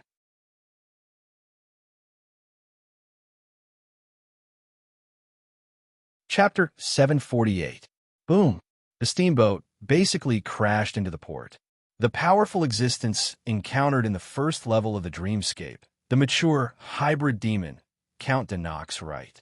In reality, he was just an old guy lying in the mansion on the verge of death. He was a crab-type deep one, who retired from the deep sea due to irreparable injuries. He could only return to his peak state when he was young through dreams. However, the dreams of the port residents were different from the dreams of Han Dong and the others. Han Dong was on the surface. He chose to go out to sea by boat and arrived at the eye of the conch array that covered 10 kilometers. It was precisely because the door was here, through the eye of the array. Even if he died in the dream, his consciousness could be smoothly extracted and smoothly returned to reality through the door. The townspeople in the port city were different. Once they were forced to leave the dream due to the broken breathing apparatus, their consciousness would be in a chaotic state. When they returned to reality, they would have all kinds of sequelae. Of course, there was also a special case. It was Lord Solom who was found by Han Dong. Because of Nicole's evolution, Han Dong used the void-level technique to achieve the effect of crossing the dream. In one fell swoop, he fed the consciousness in the dream and the body in reality to Nicole. This Lord Solom was a deformed child born by Count Wright and his wife due to his own injuries. In summary, the port that Han Dong asked the old king in the deep sea for a non-title deed was said to be a retirement home. He should be the most unimpressive one among the deep sea messengers. The dying or seriously injured hybrid demons would retire here in the future. They would find their confidence in the dream and spend the rest of their lives. Among them, the most impressive one was Count de Nox Wright, the only mature hybrid demon. However, due to old age and serious injuries, his combat power was not even comparable to a newborn hybrid demon. The other components of the port city were native humans. They could not be classified as heretics because they did not perform any sacrificial activities at all, nor did they degenerate at the level of thinking. They relied on the conch to still maintain their humanity. However, their bodies were accumulating contaminants. If they didn't wear the conch to sleep one day, it would cause the accumulated contaminants in their bodies to erupt. Thus, the ultra-fast distortion that Han Dong witnessed on the deck would occur. Here they are referred to as fishermen or fish people. However, in Han Dong's eyes, this port city, which did not even deserve a title deed, was a treasure trove. The deep ones were directly related to the sea and the old king. Conducting legal research on the purebred deep ones was strictly forbidden, even if Han Dong was a high-ranking envoy. However, for the abandoned old people's home in the port town, to a certain extent, it was an abandoned old people's home. Han Dong would no longer be restricted from carrying out some tragic lab rat experiments. After returning to the port, according to the deciphering method that Han Dong obtained from the deep dream, he successfully returned to the carriage stop in Gain Forest. Of course, it was made up. In fact, Han Dong, as the manager of this place, temporarily opened the coverage of the conch dream array on the port town to connect the road back to Gain Forest. However, all the knights at present had different changes in their mental states.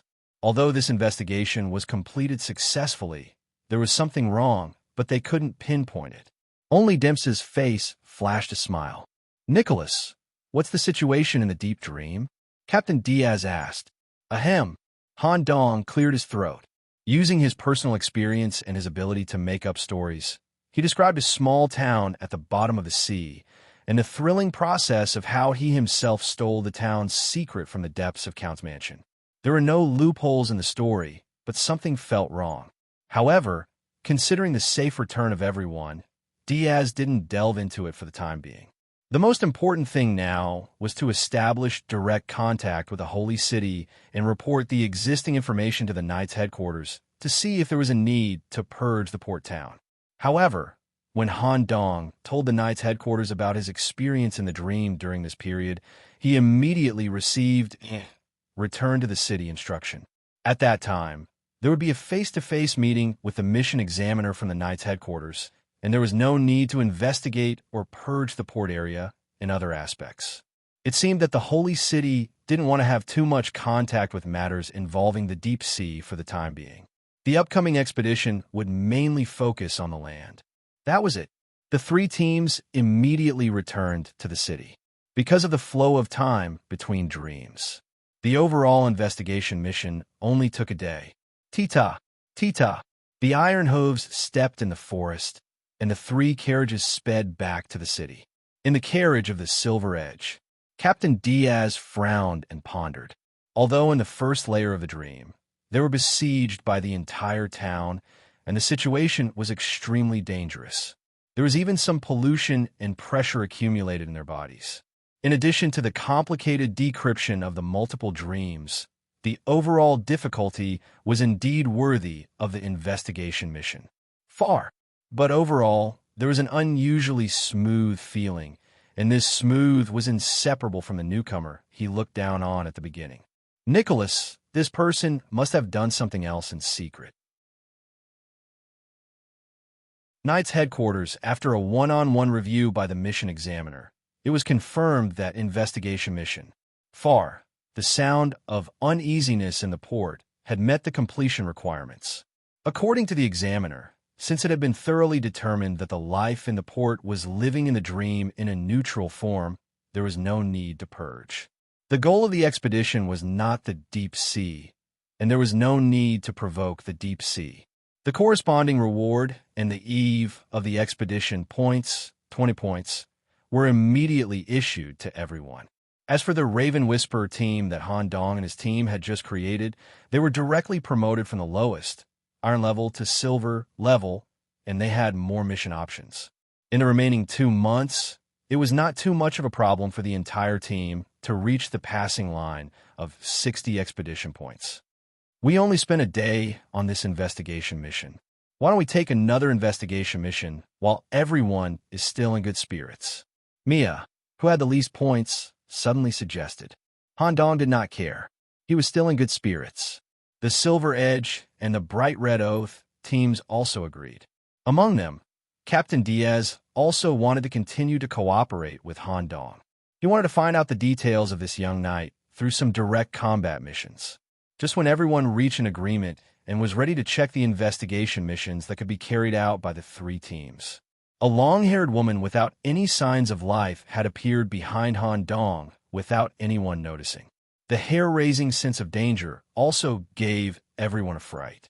If this was outside the city, everyone would have taken action at the first moment. But this was the safest Knight's headquarters. Naturally, it was impossible for any fiend to appear here. They turned their heads and looked carefully. They found obvious suture lines and some non-cortical structures on the long-haired woman's skin. It turned out to be a perfect suture puppet. Captain Diaz, who was more experienced, immediately recognized the puppet's corresponding controller based on the suture style and aura. This is the puppet user, Charlie. The female puppet's mouth opened and closed, making a mechanical voice. Warren Nicholas, Captain Hugo is looking for you. It involves some important matters. Come back with me. Okay. Charlie LeBlanc Bermanchev, the man who had shown his face at the night conference, the first person in the night conference 10 years ago, the chief of the puppet guards, and currently belonged to the Secret Words Knights. Like Han Dong, he graduated from the mystery branch and was also an anomaly among geniuses.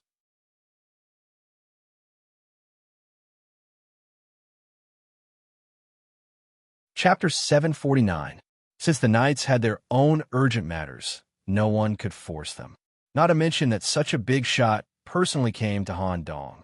Captain Diaz, who had the highest seniority among the 3 teams, was well aware of the strength and special identity of this puppet user. Since Han Dong had been taken away, the team was missing an important node. Lucius had no intention of continuing to cooperate. Since he had obtained 20 points in a short period of time, he only needed to complete some ordinary investigation missions or special bounty missions with his two teammates. That was it. Han Dong was accidentally found by Charlie and taken away by the Knight headquarters. Although Han Dong was a member of the Secret Word Knights, but due to the complex structure of the secret museum, it was an absolutely independent office. In addition, Han Dong had just joined the Knights not long ago and had no contact with the other Secret Word Knights at all. Being found by such a senior, he was a little flustered in his heart. Obviously, it wasn't a trivial matter. This also meant that the management of the port and the establishment of the laboratory had to be delayed. Senior Charlie, why did you come to the Knight headquarters to find me personally? Actually, you just need to send a message to inform me. 10 seconds ago, Captain Hugo and I were talking in the stone slab area of the secret museum, and we happened to mention you. It just so happened that one of my puppets was looking for information in building number 3 of the Knight headquarters. It sensed your aura and directly came to find you. This way it will be faster. Okay. After Han Dong returned from the Destiny space, he hadn't reported to the Knights because the secret museum was closed some time ago. Presumably, there was a lot of work on his head during this period of leave. Senior, is it about my work or something else? It's about the hybrid demon slate. Part of it requires your ability. Also, your mentor is also cooperating with us to deal with this matter. He is currently in the secret museum with us. What? Mr. Black and White is in the secret museum? Han Dong was talking about how his mentor had left without saying goodbye during this period of time, and he didn't know where he went. With a flash of inspiration, Han Dong immediately asked, could it be that the information on the slate touches on the core goal of this great expedition? You're quite smart. Come with me quickly. Currently, the deciphering of the master slate has been completed. It was also because of this that the space seal in the secret library was completely lifted and the Holy City officially entered the stage of preparation for the great expedition. However, the deciphering of the subsidiary slates was still in progress. Due to the wide range of subsidiary slates, there were hundreds of them, more or less damaged or missing. Captain Hugo specifically asked Mr. Black and White to provide divination assistance. However, due to some special reasons, the work is temporarily suspended. We need your assistance. Sitting in Knight Charlie's exclusive wooden carriage, they arrive at the entrance of the secret museum. Captain Hugo, Mr. Black and White, and the senior mystery solver in charge of this project have all gathered in the area where the stone slabs are stored. One thing that needed to be mentioned in advance was that the deciphered main slate and its subsidiary slates all pointed to a certain old king. The storage area was located in the black zone of the secret library. In theory, only level 4 knights of the secret language who had been vetted by the council were allowed to enter, and they also needed to come into contact with the stone tablets as a group. This time, the reason why you were able to come into contact with the Old King's slate was because of the council's approval and Captain Hugo's guarantee. Please be careful. Even the smallest piece of the auxiliary slate is enough to make an ordinary knight fall into depravity.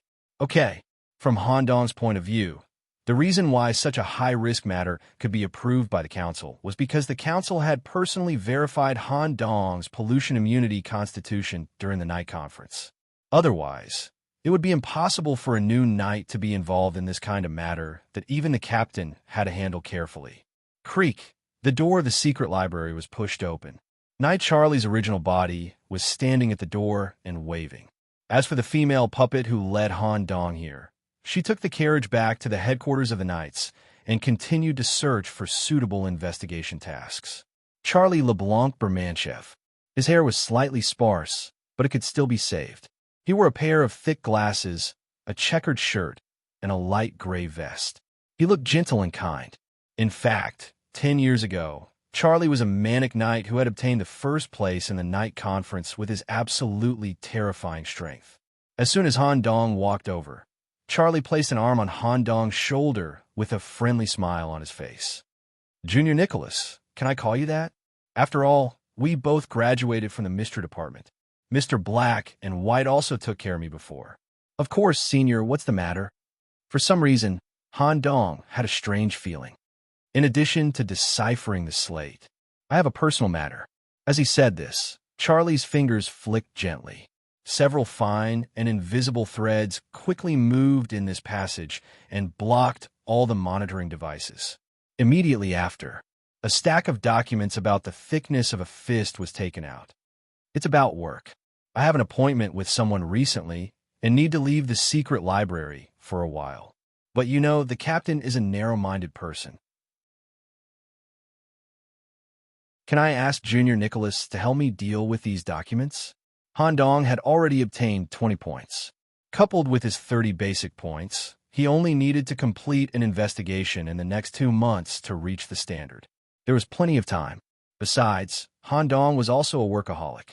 This kind of text-type work was not stressful at all. No problem. Han Dong did not hesitate at all and directly took the documents. This kind of action slightly touched Knight Charlie's heart and hair. For a moment, he felt that his hair could grow back a little with Han Dong's help. Thank you sincerely. This matter must not be spread out. When the great expedition comes, I will do my best to take care of you. Han Dong made an okay gesture.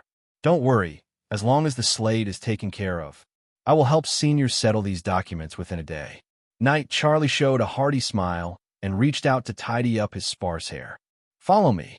They passed through more than 10 corridors left and right. Black zone. The entire passage was made of an extremely magnetic black stone.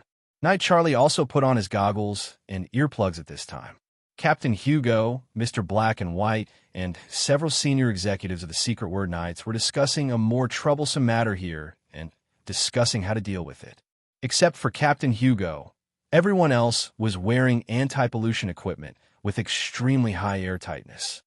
Captain Hugo turned his bearded face and nodded at Han Dong with a smile. Mr. Black and White walked over directly. He gently grabbed Han Dong's right palm and stared at the back of his hand until a drop of water seeped out from under the skin. Nicholas, it seems that you have already been to the port. The time is just right. Follow me.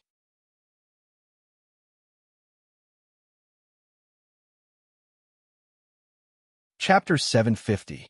Holy City, Nointerna. Every 2 months, a deputy commander or above would be appointed as the leader of a small-scale expedition. Even if it was only a small-scale expedition, the distance would be far beyond the safe range of the Holy City, and they would touch the Old King's territory. The expeditionary army was mentally prepared to encounter the Old King from the beginning. However, the purpose of the expedition was not to take back some insignificant and meaningless land deeds from the hybrid demons. Humans used the Holy City as their base, and it was difficult to ensure the safety of the area hundreds of kilometers away. It was even more impossible to station troops for a long time under the cover of the eternal night. As for the second Holy City plan, it had not been implemented yet. It was also not to weaken the overall strength outside the city, even if 10 hybrid demons were killed.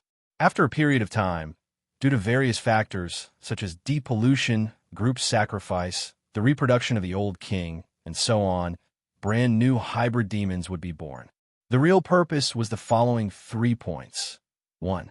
Update the map of Europe, organize the types of hybrid demons and their abilities, and prepare for the future great expedition. 2. Seize resources. It was proven that some resources that originated from outside the city, mainly chaos materials, could be used by humans, especially by high-ranking knights who could undergo hybrid demons.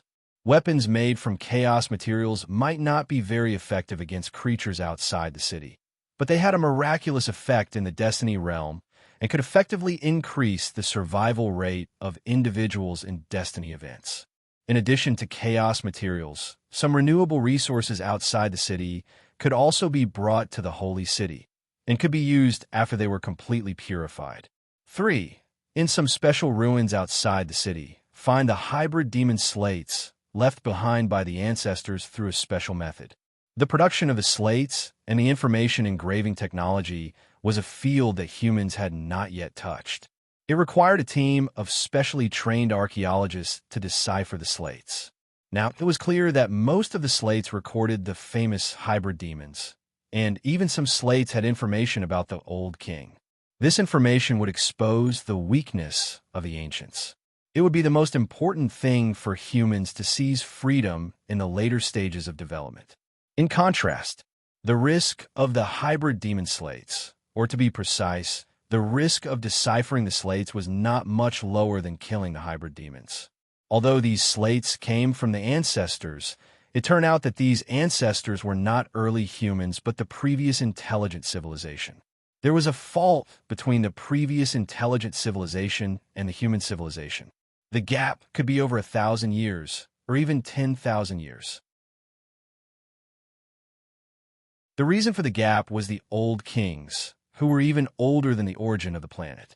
According to the investigation of the Secret Word Knights, the origin of these stone slabs should be from the end of the previous civilization.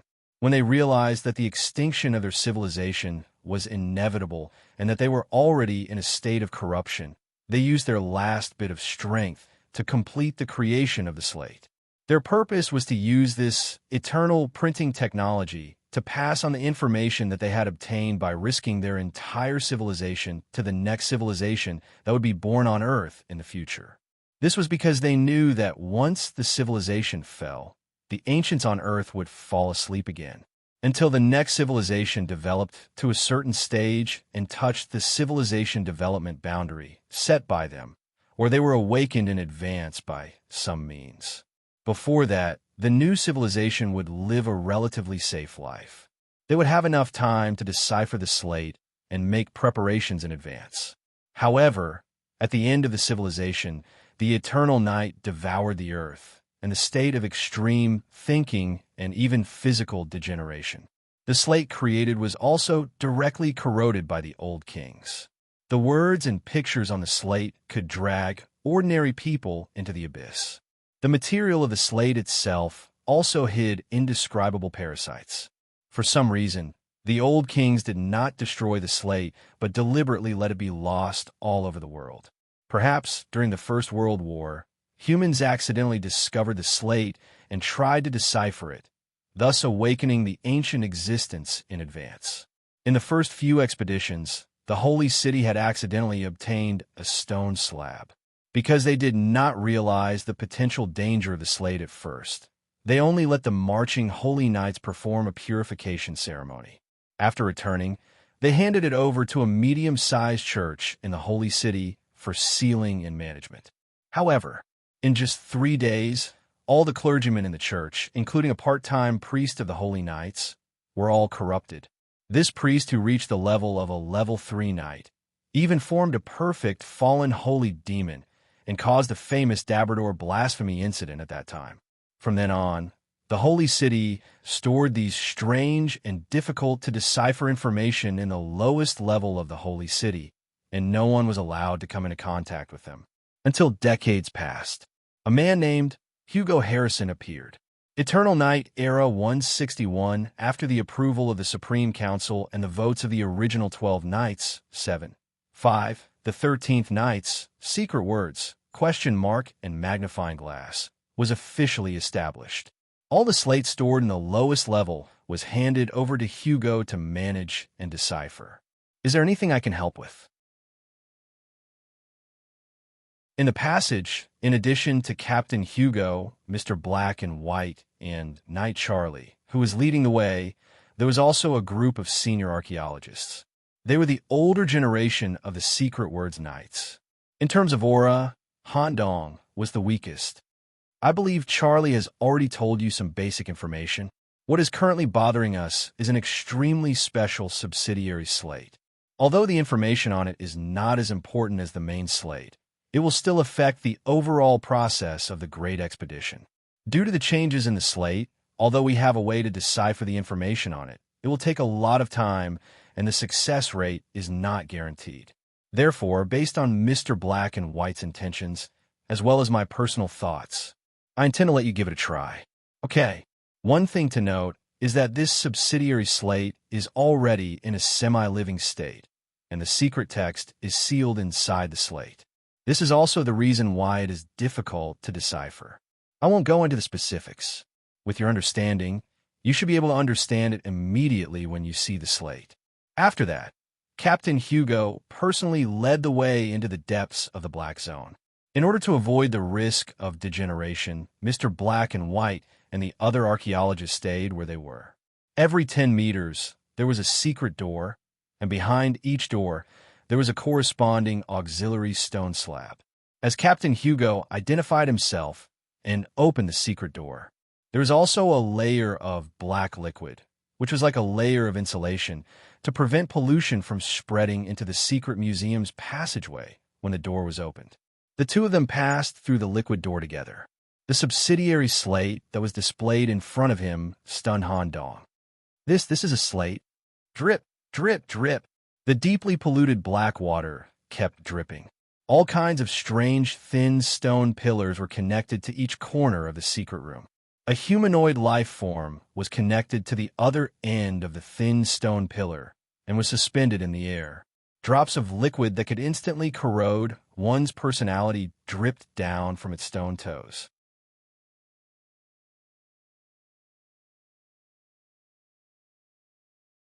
Chapter 751. This is a stone slab? No matter how he looked at it, it was hard to associate the humanoid object in the center of the room with the word stone slab. However, there was one thing he could be sure of. The degree of contamination of the stone slab was the second highest in Han Dong's mind, second only to the incident of the old king. Of course, to Han Dong, it did not affect him at all. Even if Han Dong were to taste it, the black, contaminated liquid dripping from the toes of the stone slab would only taste like Oreos. There would not be any corruption of the body.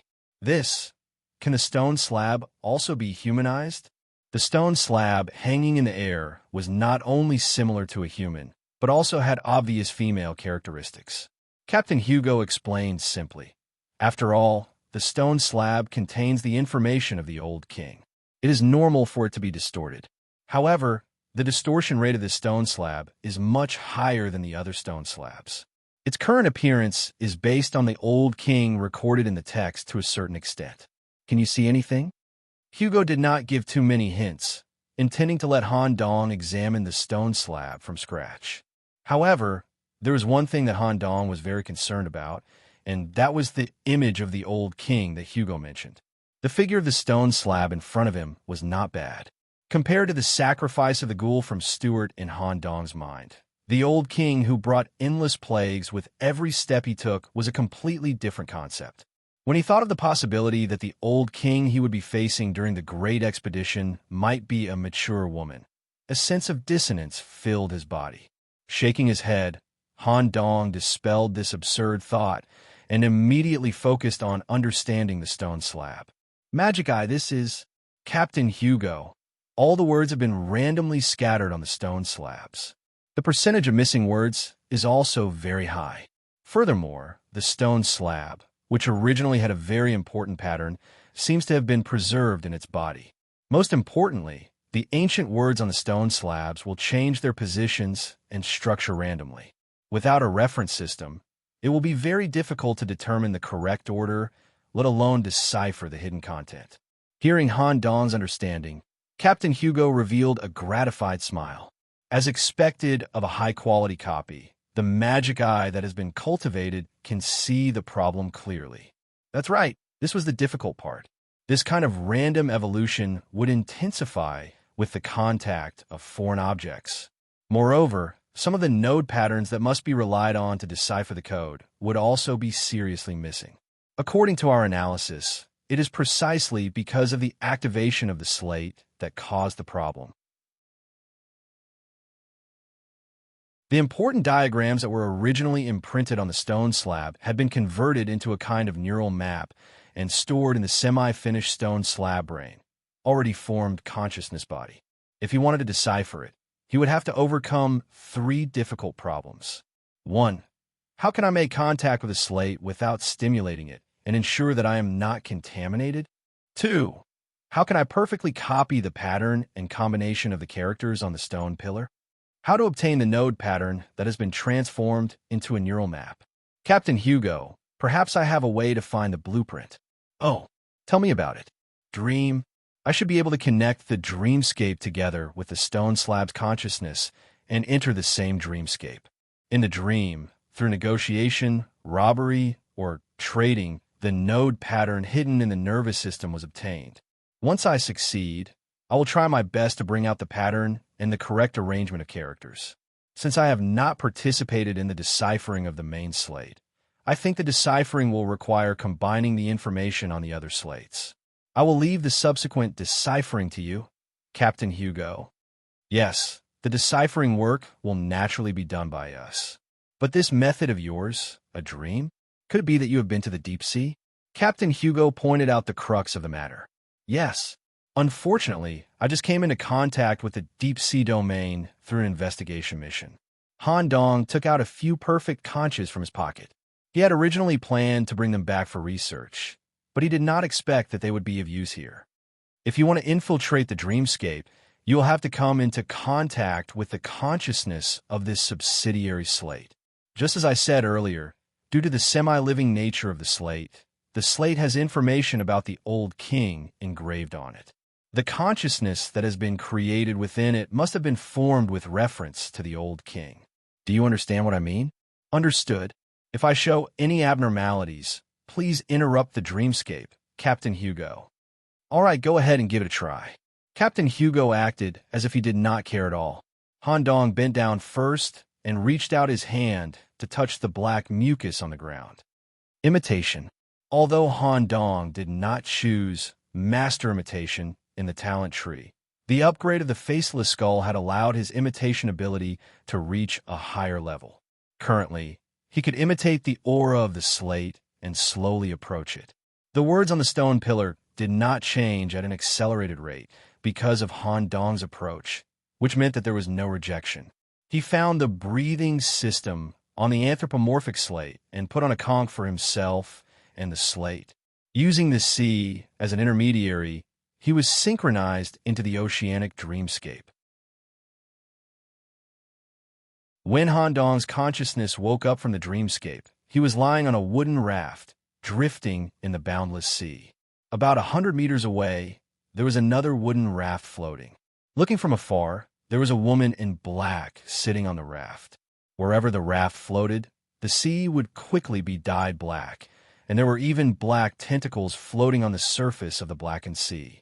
Even though he knew that it was very dangerous, Han Dong continued to slide the raft towards the woman in the darkness. Secret Museum. In the passage of the Black Zone, several senior archaeologists were discussing the best way to decipher it. They did not believe that Han Dong could solve it all in one go. At most, he would give them some dispensable information. On the other side, Mr. Black and White was talking to Night Charlie alone. After all, Charlie had also graduated from the mystery branch. Although his tutor wasn't Mr. Black and White, he had met this unfathomable department head at several events and meetings. Restrain your anger and remain calm and collected. Commander Hugo has really taught you two extremely important things. I was young and impetuous, and I caused trouble for you. There's no need to talk about the past. I hope you can perform better in the Great Expedition. Definitely. By the way, Charlie, what do you think of Nicholas? Quite an excellent junior, more human than human. The simple evaluation made Mr. Black and White reveal a rare masked smile. At this moment, Charlie's expression changed, and he immediately stepped in front of Mr. Black and White. As he stretched out his hand, thin threads were connected, and 3 puppets that were good at sealing appeared immediately. They assisted Charlie and looked straight into the depths of the passage. Boom! There was an explosion, and a secret chamber was blown open. Immediately after, dark seawater poured out from inside like a flood. Just as Charlie was about to work with the puppets to seal the passage, and the other senior archaeologists were about to take corresponding measures to seal the passage, at some point, Mr. Black and White's mask had changed from black to white. When he pointed his finger, a ray of starlight shone in the passage. All the dark seawater was instantly cleared, leaving only a few fish, prawns, and crabs that were completely dyed black. At this moment, footsteps came from the depths of the passage. Han Dong and Captain Hugo, who were completely dyed black as if they had fallen into an ink tank, slowly appeared in front of everyone with seaweed and shells on their heads. Han Dong was holding a sheepskin scroll in his hand. All the hidden node diagrams on the stone slab were drawn in black ink, as well as the correct order of high-level text.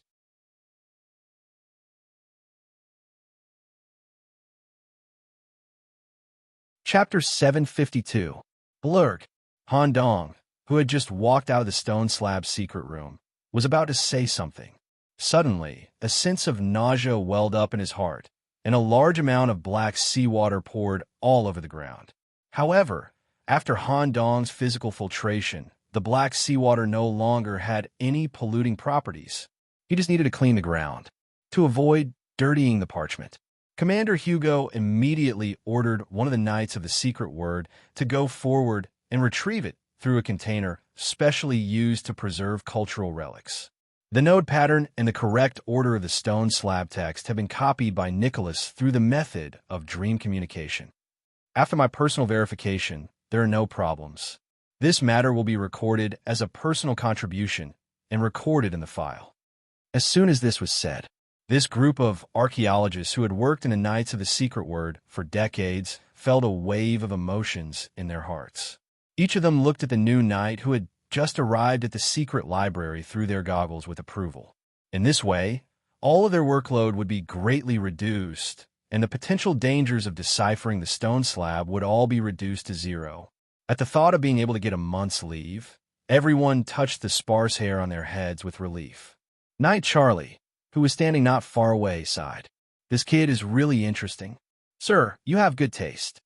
However, Mr. Black and White, who was originally behind Knight Charlie, had already left. "Nicholas, thank you for your hard work. This matter will also be counted as a contribution to the eve of the expedition, and the corresponding points will be added to your account. Since your contribution has reduced the overall workload of the secret library, I will allow you to enjoy the privilege of work-free during the official start of the expedition. Of course, if you have nothing to do, you will also be allowed to stay in the secret library to work or learn how to decipher the stone slabs." "Okay, I'll stay in the secret library for a few days first. I plan to learn the basic essentials of deciphering the stone slabs. During the expedition, some ancient stone slabs should also be unearthed. At that time, I might be able to help. In addition, the female mummy is still in the secret library, right? I plan to make use of her as well." Commander Hugo made an okay gesture, took the parchment that Han Dong had deciphered, and prepared to head to the comprehensive deciphering studio. He still had to continue deciphering the slate of the old king. When the time came, he would have to go to the council to provide the deciphered documents and participate in the details of the great expedition. He only gave Han Dong a very casual look before he quickly left. The matter came to an end. Han Dong, who had returned to his private office alone, stood in the narrow shower room and washed off the black seawater on his body. He held the completely consumed conch in his hand, his thoughts fluctuating.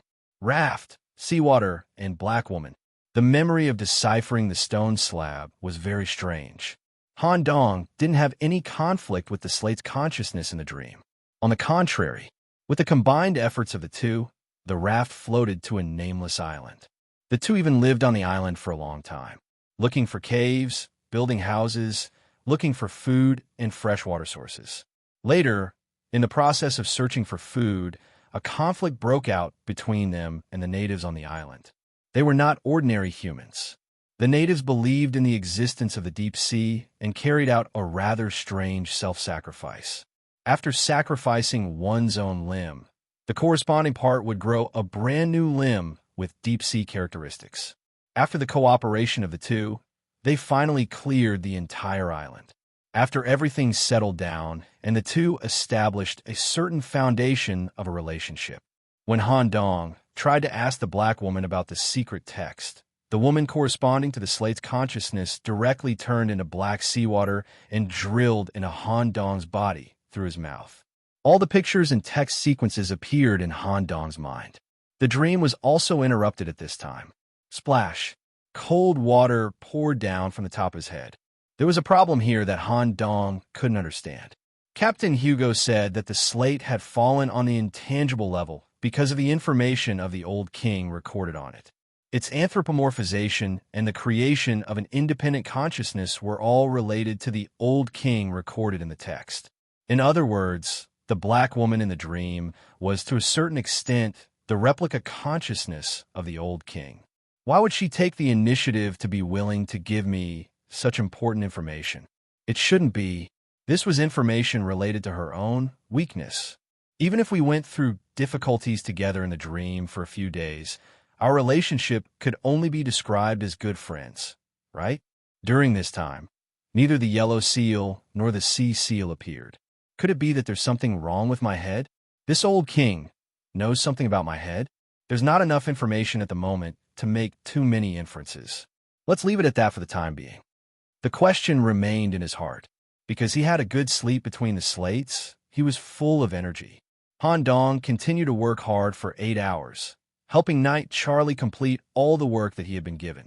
Just as he was about to sleep, a letter was delivered to Han Dong's office. A letter for me? There was a seal of the Knights on the letter. Due to assisting the Secret Word Knights in deciphering the important Old King's slate, attached -07, highly activated, severely limited in deciphering. Expedition Eve points plus 50. Now personal points have reached 100, full. Continue to complete contribution type events. The extra points will be exchanged for copper coins at a rate of 120. I actually got full marks. That's good. I can take care of my personal affairs in the remaining 2 months.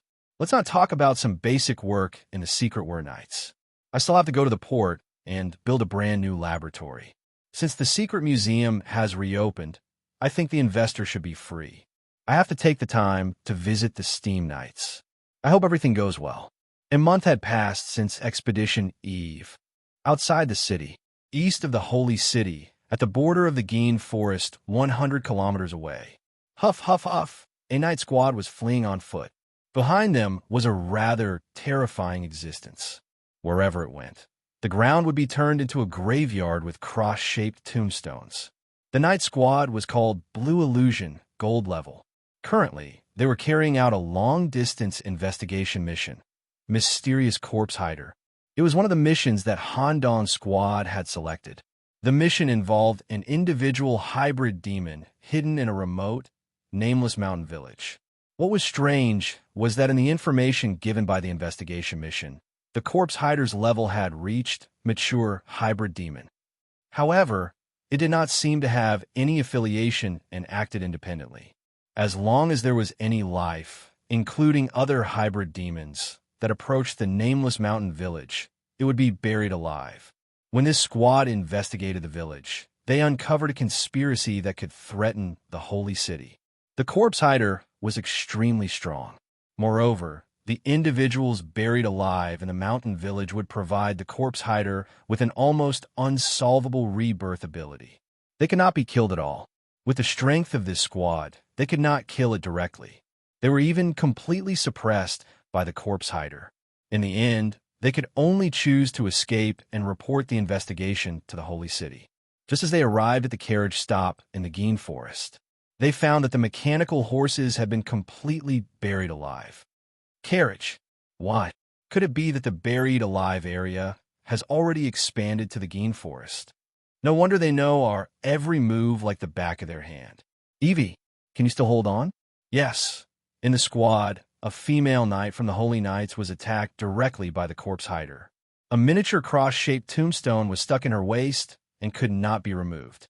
Currently, she was being carried by a Hell Knight. Her face was pale, and her situation was very bad. We still can't contact the Holy City. Damn it.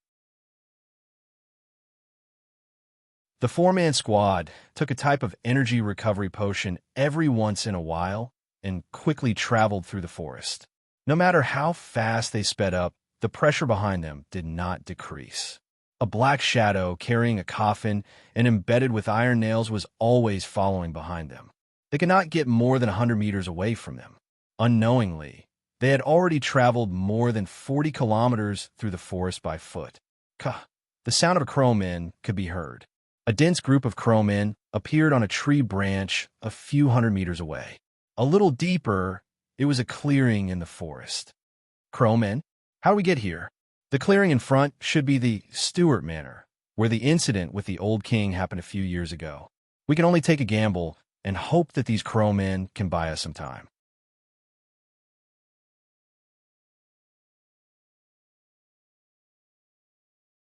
Chapter 753.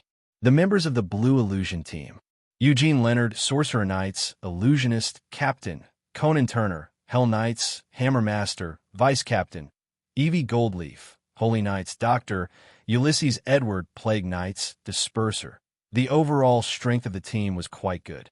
At the beginning of the investigation mission, they had killed the terrifying Corpse Hoarder on 3 different occasions in a head-on attack in the unnamed village. But they still couldn't decipher the secret of the Corpse Keeper's revival. Also, the team's strongest trump card, Eugene's illusions, were ineffective against the Corpse Keeper with a special constitution. It wasn't until Evie was injured that the team decided to escape. They ran for 40 kilometers and arrived at the Stuart Manor, where the incident with the old king happened. Although the Plague Knights had taken care of it, this place was still listed as a forbidden area. Under normal circumstances, the night teams that passed by this place would have to take a detour. Captain Eugene stared at the crowmen that were densely packed on the branches with a confused expression. Because the old king destroyed the ecological balance of the game forest, these homeless crowmen chose to occupy the abandoned manor as their new home. Strange. Crowmen are vigilant by nature. They shouldn't choose to build their new home in the old king's territory. Why are they gathered here? And there are so many of them? Captain, these crowmen are a bit strange. Ulysses was a disperser. He could infect the target with the plague and also take on the responsibility of being a perceptor. Are they hostile to us? No, they're still neutral, but they seem to have been modified. With Ulysses' reminder, the other members of the team also noticed the abnormalities of a few of the crowmen. 1. Retractable metal prosthetic eyes. It increased their vision in all aspects. 2. Soft metal prosthetic limbs with a steam power system. 3. Hidden and aerodynamic metal wings design. It increased their flying ability. In times of danger, they could also use the wings to cover their whole body, greatly increasing their defense. Other than the metal modification, there were some crowmen that had mutated their bodies. Their physique exceeded the maximum body size recorded in the Monster Encyclopedia collected by the Holy City, even if these crowmen were very strange. However, the only escape route and chance of survival for the Blue Illusion Team was in Stuart Manor. They could not maintain their fastest speed throughout the journey. After all, they were still more than 60 kilometers away from the Holy City. Furthermore, even if he could escape, the heavily injured Evie wouldn't be able to hold on for that long. Their only hope now was that the crowmen could buy them some time, allowing them to escape the Corpse Keeper's tracking range. After that, he immediately found a safe area and began emergency treatment. The crowmen didn't do anything to stop the night squad from approaching. It seemed like they were neutral, but in fact, the crowmen had received the order to let them pass. As the night squad passed through the trees where the crowmen crouched, the scene in front of them was the complete opposite of the ruined manor in their minds. The rebuilt manor had been integrated with the latest technology of the Holy City. Semi-automatic steam devices were embedded in the stone buildings, and there were even steam scarecrows in the fields that were responsible for guarding them. These crowmen rebuilt the manor? That's not right. How was this steam technology introduced? At this moment, a crow landed on Captain Eugene's shoulder. Go to the castle. Go to the castle. Lure them over. Lure them over. Eugene turned around to look behind him. The crowmen that were guarding the forest had all scattered, allowing the Corpse Keeper to chase them into the manor. At the same time, the crowmen that were working in the manor had disappeared. In the blink of an eye, the entire manor had become an empty city. If Eugene and the others wanted to survive, they could only follow the instructions to the castle area. Eugene made his decision. It's very likely that the Steam Knights have secretly taken over this area. We can only take a gamble. With our current stamina, we can't escape back to the Holy City and Evie can't hold on either. Perhaps a person in charge of the Steam Knights is waiting for us in the castle. With the castle's mechanisms, we should be able to deal with the Corpse Keeper.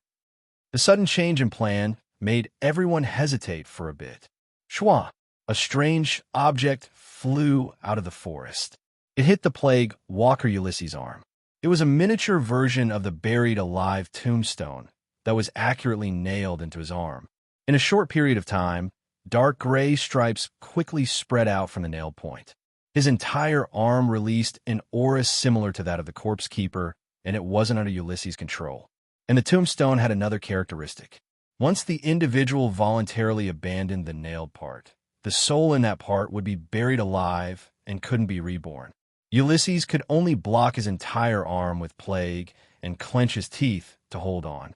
Go! The team used all their remaining stamina and rushed to the castle on the small hill. There was a crow above their head that followed them the whole time. Part of it was monitoring them, but most of it was monitoring the Corpse Keeper that was chasing them.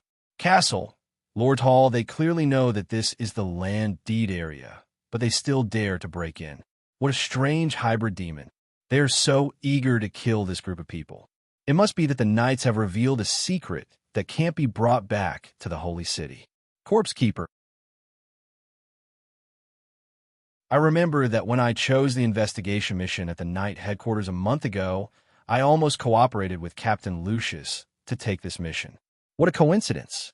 Coincidentally, Han Dong happened to arrive at Stewart Manor this morning. He was just discussing the research of the deep sea with Dr. Swollen and Professor West in the underground laboratory, who knew that there would be two auras on land at the same time. In particular, the aura from the Corpse Keeper made Han Dong's back break out in a cold sweat. The pressure was no less than that of Scarlet Count. Count, who is stronger between this guy and you? Do you still need to say it? This kind of arbitrary guy that even dares to break into the land deed area. How can he compare to me? I ordered 8 barons and thousands of blood descendants to suppress him. Can he withstand it? No. I mean, who is stronger in a one-on-one fight? Han Dong's question made Count speechless. After holding in for a while, he slowly admitted the truth. TCH, this guy has already reached the late stage of maturity. He must be stronger. Also, this kind of hybrid demon's individual combat power is higher, but if it's a one-on-one fight, he can't kill me. However, according to the image captured by your crow, this guy's ability is a bit strange.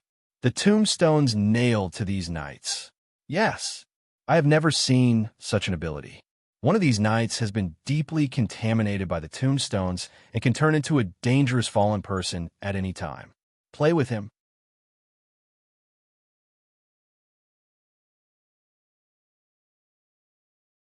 Chapter 754. To get to the castle, they had to pass through the cemetery in the center of the manor. When the team ran through the huge cemetery, they could clearly feel that something was watching them from the depths of their feet. It seemed that there was a terrifying brain hidden in the depths of the cemetery. Different from the hybrid demons that the team had faced in the past, this brain's mental coverage covered the entire manor and monitored the movements of the entire manor. It was a mental type that was more difficult to deal with. Moreover, it seemed that there were countless terrifying lives hidden in the depths of the ground. They could hear the sound of ghouls grinding their teeth from the tombstones here. There are hybrid demons below. What's going on? Isn't this the administrative area of the Steam Knights? The 4 of them broke out in a cold sweat. However, the more terrifying corpse hider was not far behind them. At this point, the castle was the only choice. Captain Eugene made a decision at this moment and said in a low voice, "If all of this is still a trap set by the corpse hider, at that time, I will exhaust all of my energy and use myself as the axis to create a sealed illusory space that can last for at least 3 hours. Help Evie suppress the source of corruption in his body first, then find a way to quickly return to the city. If you can inform the holy city in time, I might still be saved. Yes." Other than Han Dong, who was a special case, knights who had grown step by step to this stage had experienced life and death parting. When every knight received knight education, the most important and fundamental point of the knight's spirit was written on the first page of the book. Sacrifice is the cornerstone of the holy city. The ancient and gloomy castle was in front of them. Boom! The Hell Knight, Conan Turner, who was running at the front, used his brute force to knock open the unlocked castle gate. Cold black flames burned on the pillars. In the dark and empty depths of the hall, a mysterious man wearing a crow mask and a black robe was sitting on the seat of the former lord. His eyes were filled with a sense of death as he looked at the group of outsiders who attracted danger. A low voice with a hidden smile echoed in Han Dong's mind. Take your friends and leave through the side door. There will be a crowman leading you to the lounge. I will also provide you with a brand new anti-stress drug. If your friends don't control their stress, they will completely degenerate at any time. At that time, I won't provide any help. After that, the iron door at the side of the hall opened. Go! Without much hesitation, the group left from the side. A blue-feathered crowman elder was waiting for them. He didn't show any hostility and instead led them to a quiet room in a friendly manner. It was actually an attached laboratory set up by Dr. Swollen in the castle. That was right. This group of people had brought trouble to the manor, and Han Dong would not help them for no reason. Han Dong had not been able to sell the anti-pressure drug in the holy city, so it was a good opportunity to test it on this deeply contaminated knight who could fall at any time. Moreover, Han Dong would record the whole process before and after taking the drug. Of course, the more important thing now was to get rid of this corpse hog demon who was a level stronger than Count. Ka, my lord, do you need our help? The Crowman elders asked through voice transmission. The opponent is a mature body, and it's a late-stage undead with extremely strong individual combat power. He was even more difficult to deal with in Scarlet Count. You'd better seize the time to cultivate yourselves and achieve the mature form before the expedition. There's no need for casualties here. My lord, what if you're in danger? Don't worry. Even if I can't handle it, Dr. Swollen will help me in the dark. With the remnant of the old king embedded in his brain, Dr. Swollen's brain system has fully matured, and he has become the first mature hybrid demon in the manor. You'd better do your best. Ka. The Crowman elders were under a lot of pressure as well. After all, achieving the mature form required an opportunity, and it would be hard to break through if they stayed in the manor. They had to leave the Gaines Forest and look for an opportunity. It could be a gift from the old king, the remains of a powerful hybrid demon, or a chaotic treasure buried deep in the ground. If none of them could achieve the mature form, the balance of power in the manor would tilt, and Dr. Swollen would be in charge. While Han Dong was chatting with the Crowman elders, creak, the door to the main hall of the castle was slowly pushed open. The famous corpse hogger had arrived. He was about 2 meters tall. On his old and shriveled dark skin, there were strange cross-shaped wooden nails that were used to suppress the writhing creatures in his body to maintain his human form. A piece of white cloth stained with blood was wrapped around his eyes, giving up his vision and using a unique method to capture prey. It also seemed to have other uses. On his back was a huge coffin that was as tall as he was, and its use was also unknown.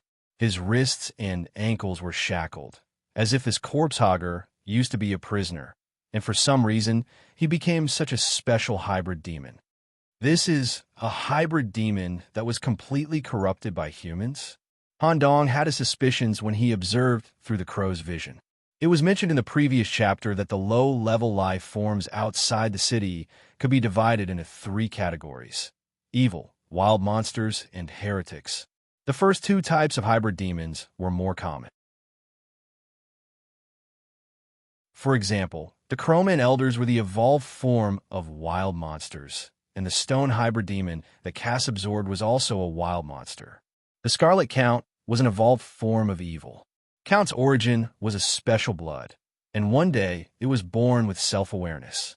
It never became an independent blood evil, and usually appeared in the form of a dog.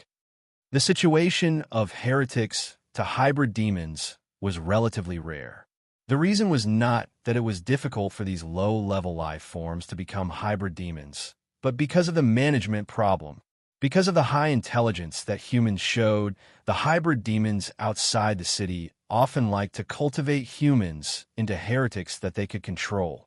They could help the hybrid demons complete many complicated tasks that normal evil or wild monsters could not do, and they could also provide a unique power of faith and sacrifice. Once a heretic grew into a hybrid demon, according to a certain rule outside the city, he would have the right to freedom. He could choose to continue following the original owner or establish his own roots. Because of this, most hybrid demons were unwilling to lose free labor and would effectively suppress the heretics under their command, not giving them the chance to become hybrid demons. Dr. Swollen was a good example. He used to work for the Great Lord of Stewart, but he was just a heretic leader. Now that he followed Han Dong, he was not restricted. He even obtained the remains of the old king in the ruins. And after a few years of accumulation, he reached the level of a mature hybrid demon. Dr. Swollen would not ask for freedom. Being able to follow Han Dong was his biggest dream. Whether it was in terms of level or technology, Han Dong was stronger than him. Staying in the underground laboratory of the manor, he could get any material. The doctor was already addicted to his research and saw Han Dong as his life's greatest benefactor. He was willing to give up everything for him. The current hidden corpse was the same, transformed from a special human. After entering the main hall of the castle, he directly ignored Han Dong, who was sitting on the Lord's seat, and followed the aura of the target, walking towards the side door of the main hall. Shua, Han Dong waved his hand. An extremely irritable blood dog jumped out of the gloomy main hall. It only had a head structure, and it opened its 2-meter-wide mouth, biting towards the target. Ding! However, the tentacle canine teeth that had always been able to easily tear through any hard object was stuck at this moment. The cross-shaped wooden nails fixed on the hidden corpse's body were rotating slightly, forming an invisible barrier.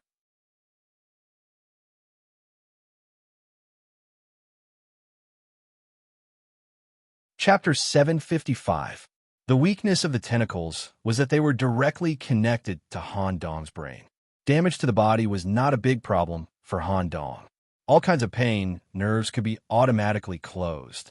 As long as the damage was on the physical level, whether it was the G-virus or the yellow sand, they could be reconstructed. But the tentacles were a big problem. Once they were injured, they would bring Han Dong the most direct pain and damage. If it was serious, it would even cause Han Dong to fall into a state of extreme pain and be unable to fight normally for a period of time. Ding! The blood dog formed by the tentacles was unable to break the barrier in one bite. Instead, it caused Han Dong to have a toothache. He felt a certain amount of pain in his nerves. He quickly waved his hand and recalled the blood dog back into his body. He endured the pain, and even his entire arm was trembling slightly. It's so painful. I can't even bite it. Although the attack just now did not have the support of the underworld blood necklace, the power of the blood dog was not weak at all. Is this guy that hard? Count in his body immediately answered. Didn't I tell you before? This kind of corpse-type hybrid demon has high individual combat power. His body is abnormally hard, and his ability itself is very strange. Call out all of your underlings. Otherwise, if you are seriously injured in battle, it may affect your upcoming Great Expedition test. I have been looking forward to the Great Expedition for a long time. I want to see how you humans face the old kings under the eternal night. There's no need to fight. I did not say that we must fight. If I really want to kill him, I would have used the underworld blood power. This guy's situation is very strange. Logically speaking, hybrid demons should have formed a complete consciousness. Not to mention that the one who hid the corpse was a human. However, in a situation where his consciousness is complete and he knows that this is my territory, he still dares to barge in.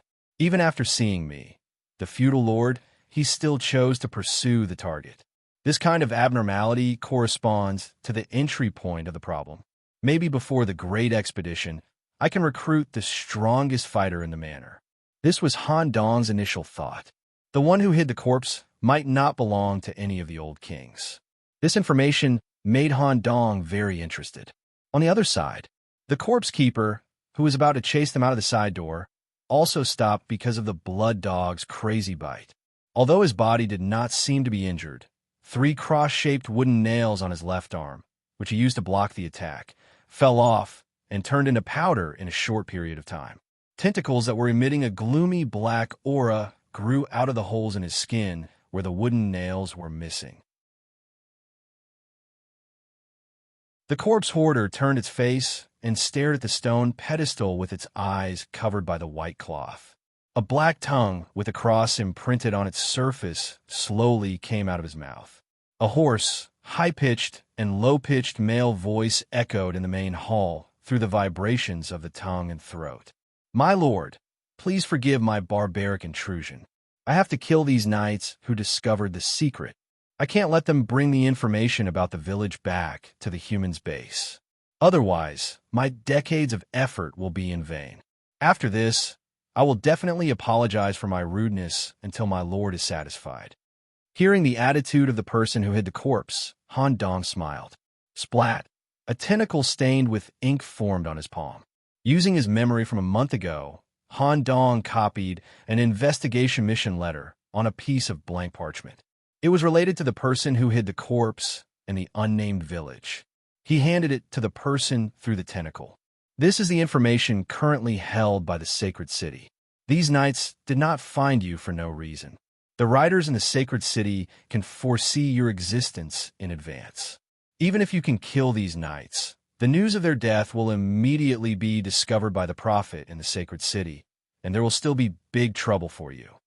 Staring at the mission letter and listening to Han Dong's explanation, the corpse keeper's face became extremely distorted, and his whole body was filled with a thick aura of death. Every wooden stake inserted in his skin was trembling slightly. Han Dong waited for the hidden corpse body's anger to reach a boiling point before he added, "Perhaps I can help you.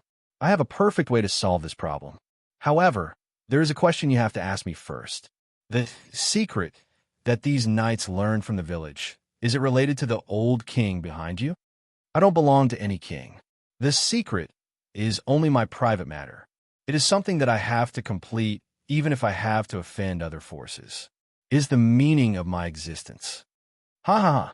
Hearing this, Han Dong couldn't control himself and laughed wildly. He quickly reached out and pinched his face to stop the impolite laughter. Because the corpse keeper is quite honest, he revealed all the secrets at once. "I'm sorry. I have a disease where I laugh from time to time. How about this? I will help you solve the problem of these knights. Using the most direct method of brainwashing, let them forget your secret, and the problem will be solved. To ensure that nothing goes wrong, I will let them forget the whole process of coming in contact with you. As for your private matter, you can go back and complete it without worry. If you need my help, I can also lend you a few crowmen or ghouls. It's my personal business. I'll do it alone. But Lord, please let me witness the brainwashing process with my own eyes." "Okay. Thank you, Lord Stewart. I don't know how to repay you." At this point, the entire matter became very simple. Speaking of which, the large cemetery in my manor happens to be lacking people. Since you don't have a place to stay, how about you come to my manor after you complete your private matter? Accommodation, food, and some other simple needs can be satisfied. Please let me think about it for a while. I also need to ask her opinion on this matter." "Her? Yes. After a few more burials, she will be revived. When the time comes, I will give you an answer." "Okay. Ka." Han Dong released a crow that could share his vision, and it landed on the corpse keeper's shoulder. Through the crow's eyes, you will be able to see the entire process of my brainwashing. During this time, you can do as you wish in the manor. "Thank you, Lord." Of course, Han Dong wouldn't let an unfamiliar hybrid demon run around the manor. He had already secretly ordered Professor Swollen to monitor the entire process. Just as Han Dong got up and headed to the knight's resting area, the corpse keeper sniffed his nostrils. Because the smell of the blood dog was too strong, he didn't smell it. "Respected Lord Stewart, why do you have the smell of my original master on your body? Although the smell is very faint, it is definitely not wrong." "What smell?" Han Dong had a curious look on his face. "Black, the smell of black."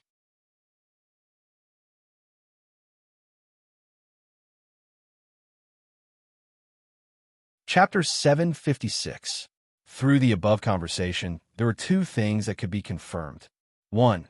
To be the master of a mature hybrid demon, she must be a high-level hybrid demon recorded by the slate, or even an old king-level existence. 2. As for the black smell, black was a kind of color. Why could it be used to describe a smell? However, Han Dong himself had experienced the so-called black smell, which was the time when he lived with the slate's consciousness in the dream not long ago. Han Dong could smell the black odor from the woman's body. It was a kind of slightly oppressive but somewhat tempting fragrance. Han Dong, who had been with the slate's consciousness for a long time, even slowly developed a kind of photophobia, which was the side effect of long-term inhalation of this smell. And to a certain extent, this smell also made Han Dong develop a sense of dependence on the darkness. Especially in the later part of the dream, Han Dong slowly got used to moving at night and sleeping during the day. Most importantly, for the black woman who had been living with him in the cave for a long time, he slowly developed a good impression, or to be exact, a possessiveness. Until the end of the dream, the possessiveness still existed for a while. One must know that Han Dong's brain, with the perfect fusion of the crazy laughter attribute, could be said to be invulnerable to any tricks that targeted the brain. At least, at the same level, it was impossible for anyone to cause a mental impact on Han Dong. In the face of the question about the smell of the corpse keeper, Han Dong simply answered, "Well, I usually live in the holy city as a human. In a museum in the holy city, there are antiques related to your original master. I just happened to touch the dark matter on the surface of the antique not long ago, which should be the source of the smell." In this way, Han Dong's harvest this time was not as simple as a guard. The origin of the corpse keeper happened to be related to the ultimate goal of the Great Expedition. Moreover, according to the corpse keeper, he was essentially separated from the old king. It was killing two birds with one stone. Han Dong held back the laughter that kept surging out of his body. "Well, let's talk about the black matter later. I'll go check on the status of the group of knights first and fulfill my promise." "Thank you." Creak. Han Dong left through the side door and headed for the Blue Illusion team's resting area, which was also a laboratory. Crack, crack, crack. Not long after they walked in the passageway, a strange ghoul with 60% of its body modified by steam technology crawled along the ceiling and stopped in front of Han Dong. On the back of the ghoul's bald head, there was a thumbprint of a brain. The seal was a brand new ability of Dr. Swollen, absolute brain control. With the seal as the node, the target would be completely controlled by the doctor. All nerve conduction would reach 100% and perfectly return to the controller's ability. This ability was only applicable to species of the same level or lower than Dr. Swollen. "Lord Envoy, are you really going to let this guy stay and manage the cemetery?" "There's no one managing the cemetery anyway. As long as it doesn't touch your underground laboratory, it shouldn't be a problem, right? The graveyard is the habitat of the twin-headed crowman, and it's also where I keep my perfect cultured bodies. This fellow's arrival might affect the ghouls to a certain extent. If he doesn't want to follow Lord Envoy and secretly controls the ghoul hybrids that we've painstakingly cultivated, it will greatly damage the strength of the entire manor. I'll do my best to sign a contract with a corpse keeper. I won't let him enjoy the management rights of the cemetery just because of a simple verbal agreement. Besides, the corpse keeper has a unique cultivation method for the cemetery. Maybe it can make the ghoul hybrids more stable and stronger. The Great Expedition is coming, and it's important to get the help of a mature body. Don't worry, no one can affect your position in the manor, and the relevant authority of the laboratory will only continue to increase. It will not be interfered with." "Yes, Lord." Hearing this, the doctor was completely relieved. Han Dong continued to ask, "That's right. How's the situation of the deeply contaminated female knight in the night squad?" At this point, the ghoul controlled by the doctor rolled its eyes back and forth. "This is exactly what I want to talk to you about.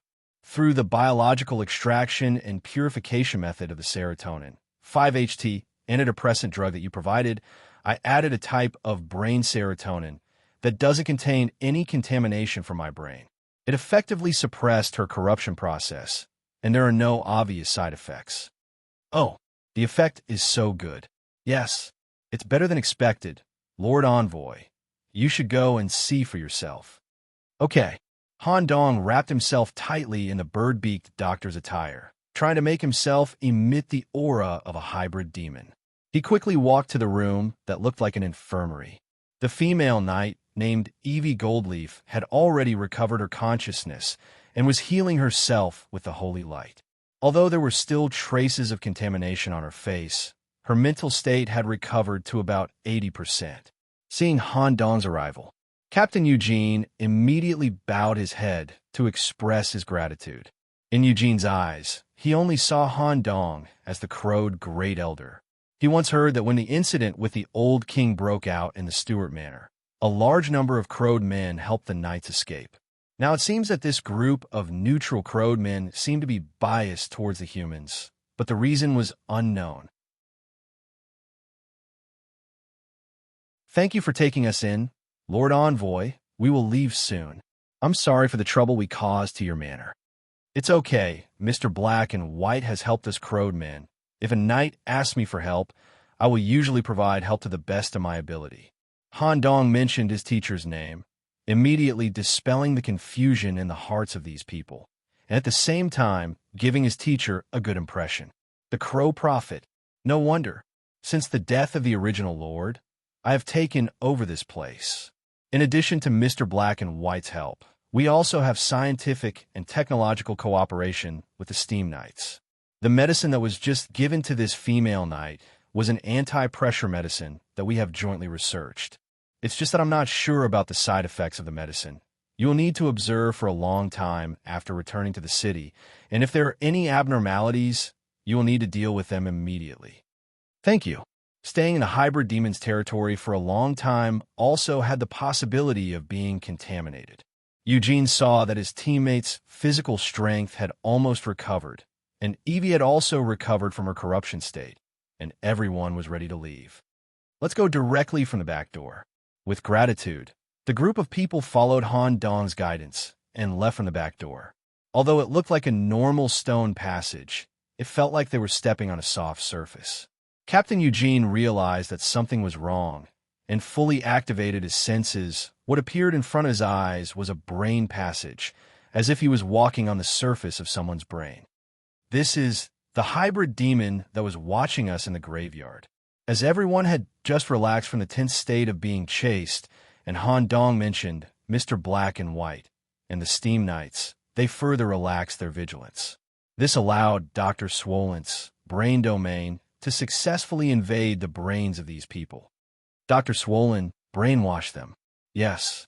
When the team regained consciousness, they had already appeared in a safe location somewhere in the Garn Forest, and they could no longer remember anything about the corpse hogs and Stuart Mountain Villa. At the same time, a terrifying memory was added, so they had to give up the mission and return to the city immediately. After the corpse hogs observed the whole process of the brainwashing through the crows, they confidently returned to the unnamed village. It took them another 20 days to complete the major plan that had taken them several years. When the corpse hogs fulfilled their promise and returned to Stuart Mountain Villa, there seemed to be another living thing in the huge coffin behind them. In order to express their gratitude, the corpse hogs signed a graveyard manager's contract with Han Dong, officially becoming a part of the villa and under the direct management of Han Dong for a period of 5 years. Just like this, with some small interludes, the first stage of the eve of the expedition test ended. The knights who had reached the expeditionary points would proceed to the second stage of the expeditionary force screening, will and courage.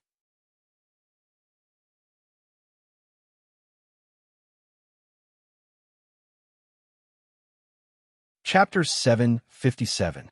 The first stage of points collection was mainly to test the strength of the individual knights and their squads.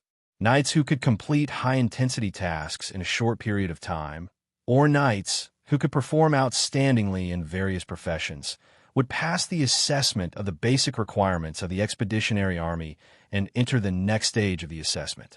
The second stage, will and courage, compared to the previous stage of the assessment, The second stage was much more important. It was an important assessment that determined whether an individual could face the Great Expedition head-on. The Great Expedition could last for years, or even decades. It was the first time for the Knights, and the first time in human history to travel in the eternal night for such a long time. Every breath, every step forward, every meal would increase the risk of individual depravity. Those who did not have a strong will would be excluded from the ranks of the expeditionary army, no matter how powerful they were. Therefore, the corresponding test in the second stage would be a super intense stress test. The higher-ups of the Holy City had been discussing how to implement it. Dozens of plans were rejected because of insufficient intensity, high risk, and time problems. 3 days ago, the final test plan was finalized. The test site for will and courage was set below the stairs of Hades. It was a prison directly managed by the Hell Knights and the Death Knights, called Tartarus, hereinafter referred to as the Tartarus prison. It was a dangerous place in the Holy City that was forbidden to be disclosed to the public. In the National Royal Knight Academy, all records of the Tartarus prison had been erased.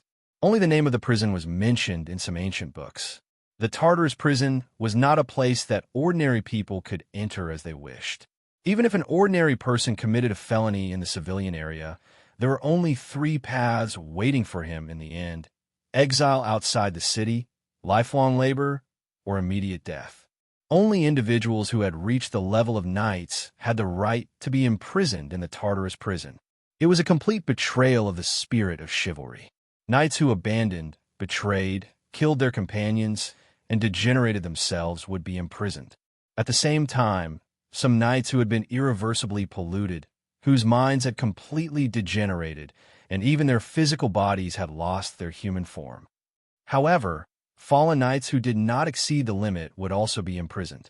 The purpose of setting up the Tartarus prison was no longer to show mercy, and it was no longer to let these knights regain the spirit of chivalry and return to the order of knights one day. They were permanently removed from a moment they entered the prison and no longer enjoyed all the rights of the citizens of the Holy City. However, this group of people could still become a special combat force of the Holy City under special circumstances or at a certain time. For example, the upcoming Great Expedition. A few months ago, the Supreme Prison Management Headquarters, Hell Knights, Demon Creation Department, and Ultimate Knights, Styx Dead Department are working together, decided by the Parliament's Judicial Department to create a special unit called Reincarnated Brain Death Soldiers. The basic members of this special force were the fallen knights from Tar Prison. Because of this, there were many empty seats in Tar Prison, which allowed the test of will and courage to be carried out. The first day of the test, knights with more than 60 points are required to gather at the Daffodil Square of the underground city. Even without Han Dong's support, the entire team would still be able to reach the standard within 2 months. The 5 of them met up and came together to this super large plaza surrounded by magma. Han Dong couldn't help but recall the first Destiny realm he had participated in when he had first arrived in the Holy City. Wow, there should be thousands of knights, right? Apart from the Knight Assembly, when we had never seen such a grand occasion. Abel, who had been with the Knights all year round, immediately explained to the team, the ones gathered here are just ordinary knights. Like Knight Wino, who carried out the investigation mission with us last time, because she belongs to the Combat Nuns department, she doesn't need to participate in this test and can directly participate in the Great Expedition. Special departments, elite knights, and knights above the rank of captain and commander don't need to participate. They have rich experience in expeditions, and their ability to withstand pressure is far from what ordinary knights can compare to. It's just that. I didn't expect you to participate, Nicholas. When Abel looked to Han Dong, his furry little ears shook slightly. After all, Han Dong had been certified as having a pollution-free physique similar to Captain Hugo. Han Dong whispered, maybe it's because I'm still a new knight, or maybe this test isn't just a test of pollution and pressure. I'm afraid there are some more special circumstances. The time for the test was up. Rumble. A giant demon head rose in the center of the plaza, and its fully open mouth corresponded to the only passage to Tar prison. Tee-ta. At the same time, the sound of horse hooves was heard. Scorching black iron armor with demon patterns. The special forces of the Hell Knights, the demon creation team, surrounded the plaza. They took off their helmets, revealing their terrifying faces with demon horns, and lowered their heads, waiting for the arrival of a certain important person. The king came in person. The plaza area where the knights were standing immediately turned into a scorching hot, hellish scorched earth. Among those gathered, the members of the Hell's Knights immediately knelt down, including Wen Li's little sister. Han Dong also knelt down on one knee at the first moment, insisting on the highest respect to Captain Malone. Captain Malone seems to be stronger. This pressure is making my head hurt a little. The ash crown was 10 centimeters above his head, rotating by itself. Captain Malone came in person and read the rules of the will and courage test. It wasn't an inspiring speech, and Malone didn't have the eloquence of Captain Roland, so he opened with a sigh. Sigh, it's really troublesome. Since you knights can stand here, it shows that you have enough ability. I'm too lazy to say more nonsense.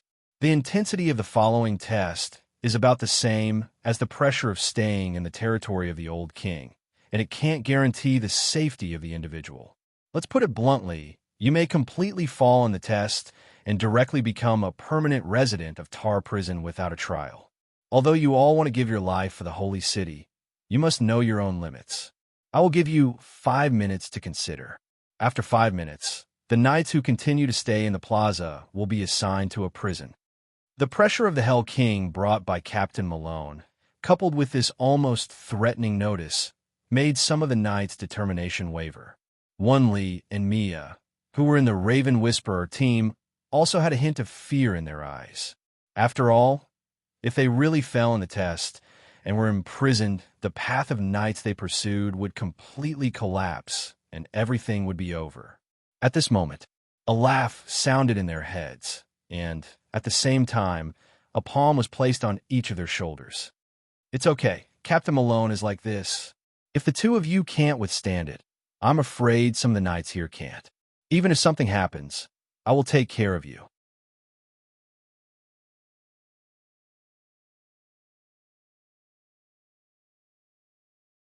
Chapter 758. Daffodil Square. In the face of the pressure and intimidation of Commander Malone, some people were shaken on the mental level, but they stabilized their minds in a short time. No knight left. The knights who could stand here were all outstanding students in the Knight Academy. They had gone through hundreds of difficulties to reach this point. Everyone bet their lives in the Destiny space in exchange for the power to resist outside the city. Their dream was to kill the hybrid demons outside the city and take back their own territory. In other words, the knights who were born in the Holy City wanted to see the wider world. Seeing that no one left the square, Malone showed a satisfied smile and officially began the preface of the second assessment. You kids have pretty good mental fortitude, but whether or not you can really hold on is another matter. I believe that most of you here have never come into contact with Tar Prison. Its internal structure is far more complicated than you can imagine. At the same time, there are different areas in Tar Prison to carry out special management for different types of prisoners. 2 months ago, the Knight headquarters conducted a detailed data analysis for all the knights who were interested in participating in the expedition. At present, according to your individual situation, you will be assigned to different areas of Tar Prison. You may be in prison alone in the empty layer. You may also be accompanied by a group of fallen knights. There may also be a hybrid demon living next to you. Tartarus will let you experience real pressure and fear. Hell welcomes you. The speech ended. Shadow of Hell. Malone waved his hand. All the knights in Daffodil Square felt a strong, burning sensation on the back of their necks. All the imprisonment codes have been branded. From now on, you are prisoners of Tar Prison and no longer enjoy any citizenship. You will enter the prison through the Devil's Mouth, and the undead will guide you to the corresponding cell. There is no specific assessment time and no specific assessment rules. You will face the fear in your heart in the depths of the prison full of corruption and corruption. Such an assessment method made the knights present swallow their saliva one after another, but the determination in their eyes did not change. Han Dong stared at Commander Ma Long, who had a serious look on his face, and said in a low voice, "Could it be that the Holy City is really leaning towards safety guarantee and realistic assessment? If we split up the team, we might really be in danger." Thinking of this, Han Dong's throat wriggled, and he quietly spat out 2 crows made of tentacles and handed them to the 2 girls in the team. Under special circumstances, the crows will help to absorb the pollution in your body. Unless it is absolutely necessary, try your best to resist it. The reason why Han Dong wanted to cheat like this was because when Li and Mia's characteristics could provide indispensable help in the Great Expedition. Moreover, Han Dong had absolute confidence that he could ensure that the 2 of them would not be contaminated during the expedition. As for Abel and Demps, Han Dong's help was superfluous. Abel was a very strong existence. Coupled with his slowly awakening dragon blood physique, it would not be a problem for him to persist in prison for a period of time. There was no need to even mention Brother Demps. If the people living next door were hybrid demons, Han Dong would actually be worried for them. Everyone was sent to jail. The prison staff in charge of the internal support was a group of individuals wearing black cloaks and pure white masks, without facial features, exuding an absolute aura of death. The guards were called undead and were a special existence belonging to the Knights of Destiny. There were a lot of rumors about these undead. Some people said that they were not knights at all, but that the god of death, Alex, used some kind of underworld resurrection spell to let the souls of the fallen knights who died in the Tau prison sign a contract with him and continue to stay in the prison to guard the prison. Some people also said that these undead were the underworld guards that Captain Alex brought out from the world of destiny. As for what they were, there had never been any records. Everyone only knew one thing. These undead were quite dangerous and powerful. Their existence made it so that there was almost no escape in the Tau prison. Abel and Wen Li, as well as a group of knights, were taken to a prison area close to the surface. Demps and Mia, as well as a few knights who exuded this strange aura, were led to a deeper area. Only Han Dong was a bit strange. For a long time, the undead did not call his name until thousands of knights were taken to their corresponding cells. "Warren Nicholas, come with me." In the blink of an eye, what appeared in front of Han Dong was not an undead, but an old man. His body was wrapped in a gray cloak, and his back was severely hunched. The bulging area on his back reflected a distorted human face through the cloak. The exposed part of the body was like a thin layer of skin on the surface of white bones, without any fat or even muscle tissue. He wore an ancient wooden mask on his face, on which there were some ancient patterns drawn with white bone grinding fluid. In his hand was a staff of death, and the tip of the staff was wrapped with a large number of skulls through white hair. Han Dong had never seen the death aura emitted from the old man's body. Compared to the destructive death aura of Captain Alex, this old man's death aura was a lot more gentle. It had a sense of a whirlpool that could slowly swallow living things. When he saw this old man, Han Dong immediately knelt on one knee to show his respect. As Han Dong entered the Knights Regiment, he immediately crammed up on some of the important figures in the Knights Regiment. The person standing in front of Han Dong was the deputy captain of the Knights Regiment, and also the former captain, Stalvin Mr. Manto. Due to your special physique, the pollution and pressure assessment are meaningless to you. However, Alex specifically mentioned your name in the meeting, wanting to take advantage of the opening of Tau Prison to let you undergo a special training that is different from the rest. Even the members of the Knights of Destiny rarely had such an opportunity. I will take you to the lowest level of Tau Prison, the Chaos Zone. A group of heretics wandering on the edge of death are imprisoned there. I hope you can integrate into them in a short time. The Chaos Zone? At this moment, an elevator had appeared beside him. The old man in front of him was standing in the elevator at some point. He stretched out his withered arm and slowly waved at Han Dong. A sense of uneasiness greeted his heart. Captain Alex really cares about me. Han Dong couldn't help but complain. After all, he hadn't even explored the surface of the prison and was about to go to the deepest level. Rumble. The elevator continued to descend, and the depth exceeded the prison area where the other testers were. A strong death aura hit him in the face, forcing Han Dong to immediately enter the Crowman form and spread out the death domain, to welcome this special assessment in the form of a death crow.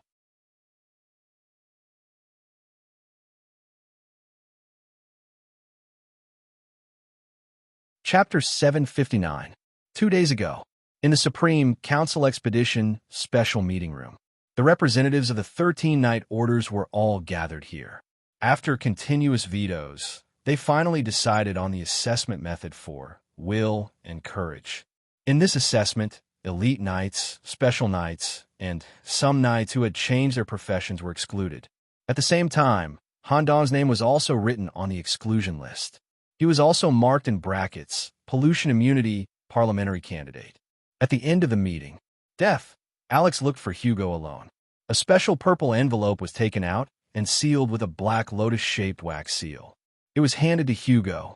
The moment Commander Hugo reached out and touched the envelope, he completed reading the information inside.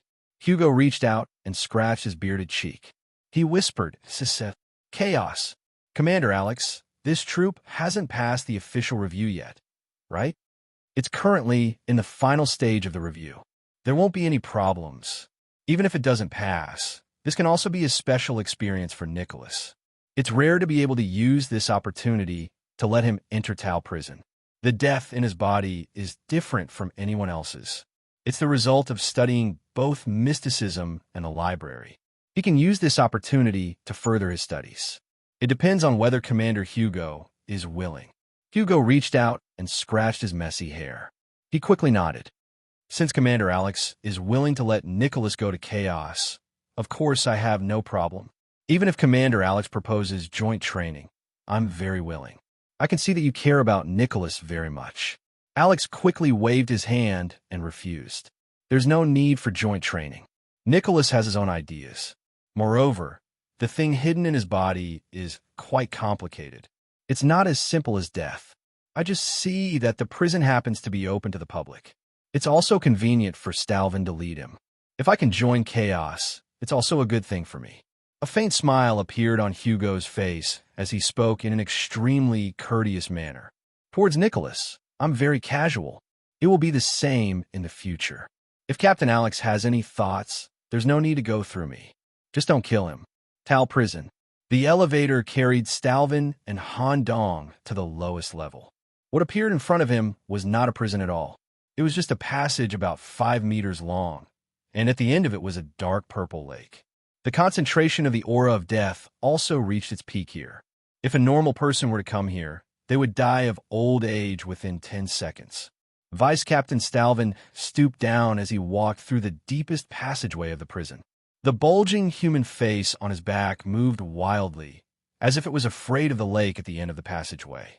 Stalvin gently touched the surface of the lake with the bone staff in his hand. As the ripples spread out, a black lotus flower appeared on the surface of the lake. It had no substantial effect, and its symbol was also unknown. Stalvin pointed at the center of the black lotus. The chaos zone is at the bottom of the lake. You can go down directly. Staring at this strange lake, Han Dong still felt a little apprehensive. Vice Commander Stalvin, what exactly is chaos? Real death. Since you stepped into the death domain through the Raven God, I believe you have also peeked into that domain, right? Our group of people is merely hovering between life and death, occasionally crossing that line. Real death is very far away from this line. It belongs to a domain that cannot be understood and recognized. For so many years, I've been trying to pry into the truth of chaos by sucking the death of others. Unfortunately, I could only see the depths and did not dare to step into it. Only that kid, Alex, has been to the bottom of chaos. In that place, even some of the noble mantis demons with the word undying in their names will die. Commander Alex. The old man took off his mask, revealing his eyes that were completely dyed black and withered due to the long period of prying into chaos. He continued to explain, the chaos zone built in the deepest part of the tower prison is not the real chaos. Instead, Alex spent a lot of points to borrow the death domain from the Destiny realm. If you carry out death-related training here, you will be able to cross that line faster and touch chaos faster. At the same time, the Suicide Knights have also used this space to secretly form the most dangerous special force in the Holy City, the Primordial Chaos. If your performance is good, you may be selected. Special Force, the Primordial Chaos. I have said enough. Go down. Kid who is favored by the Raven God. Thank you, Deputy Commander Stern, for leading the way. Splash. Han Dong dived into it with a standard dive. There was not a single splash of water. Han Dong, who was immersed in it, felt a sense of death that he had never felt before. It was as if there was a hand trying to pull Han Dong across that line. Even in the state of the death chrome in, it only slowed down the process. It started from the feet. Nails, skin, blood vessels, and tissues all decayed, rotted, and dissolved in the lake water in a short time. There was no resistance and no way to return to the shore. The perfect clown body that he had just obtained in Dry Town was also broken. The G-virus infected arm with infinite potential. No matter how it induced cell aberration, it could not slow down the occurrence of real death. When only a left arm and a head were left, the disguise was broken. The mummy's left arm wrapped in rags was revealed. This arm was immersed in the lake water, but it did not immediately disintegrate like the other parts of the body. Instead, a large amount of yellow sand separated from the surface and slowly reflected a horrifying face of a priest on the surface of the lake. It resisted the erosion of the primordial chaos. Deputy Commander Stern, who stood on the shore, stared at this scene. His originally shriveled eyes were slightly brighter. Oh, the arm of the undead. It can resist the first time it enters the water. No wonder Alex valued this young man so much. Maybe he can really become the second Grim Reaper. However, this young man is not as pure as Alex. There are too many impurities in his body. These impurities are even higher than the level of death. Stern turned to stare at the intact head in the lake water. Unlike the left arm that released yellow sand to resist death, this head immersed in the Black Lotus Lake did not disintegrate at all. It remained absolutely intact. Just like that, a head connected to a mummy's arm sank to the bottom of the lake. Stern also reported the information that Nicholas had successfully entered the Chaos Zone to his superior. You're tuning into the Warrior Lore YouTube channel. Don't forget to subscribe and join us on this journey to catch the most captivating stories.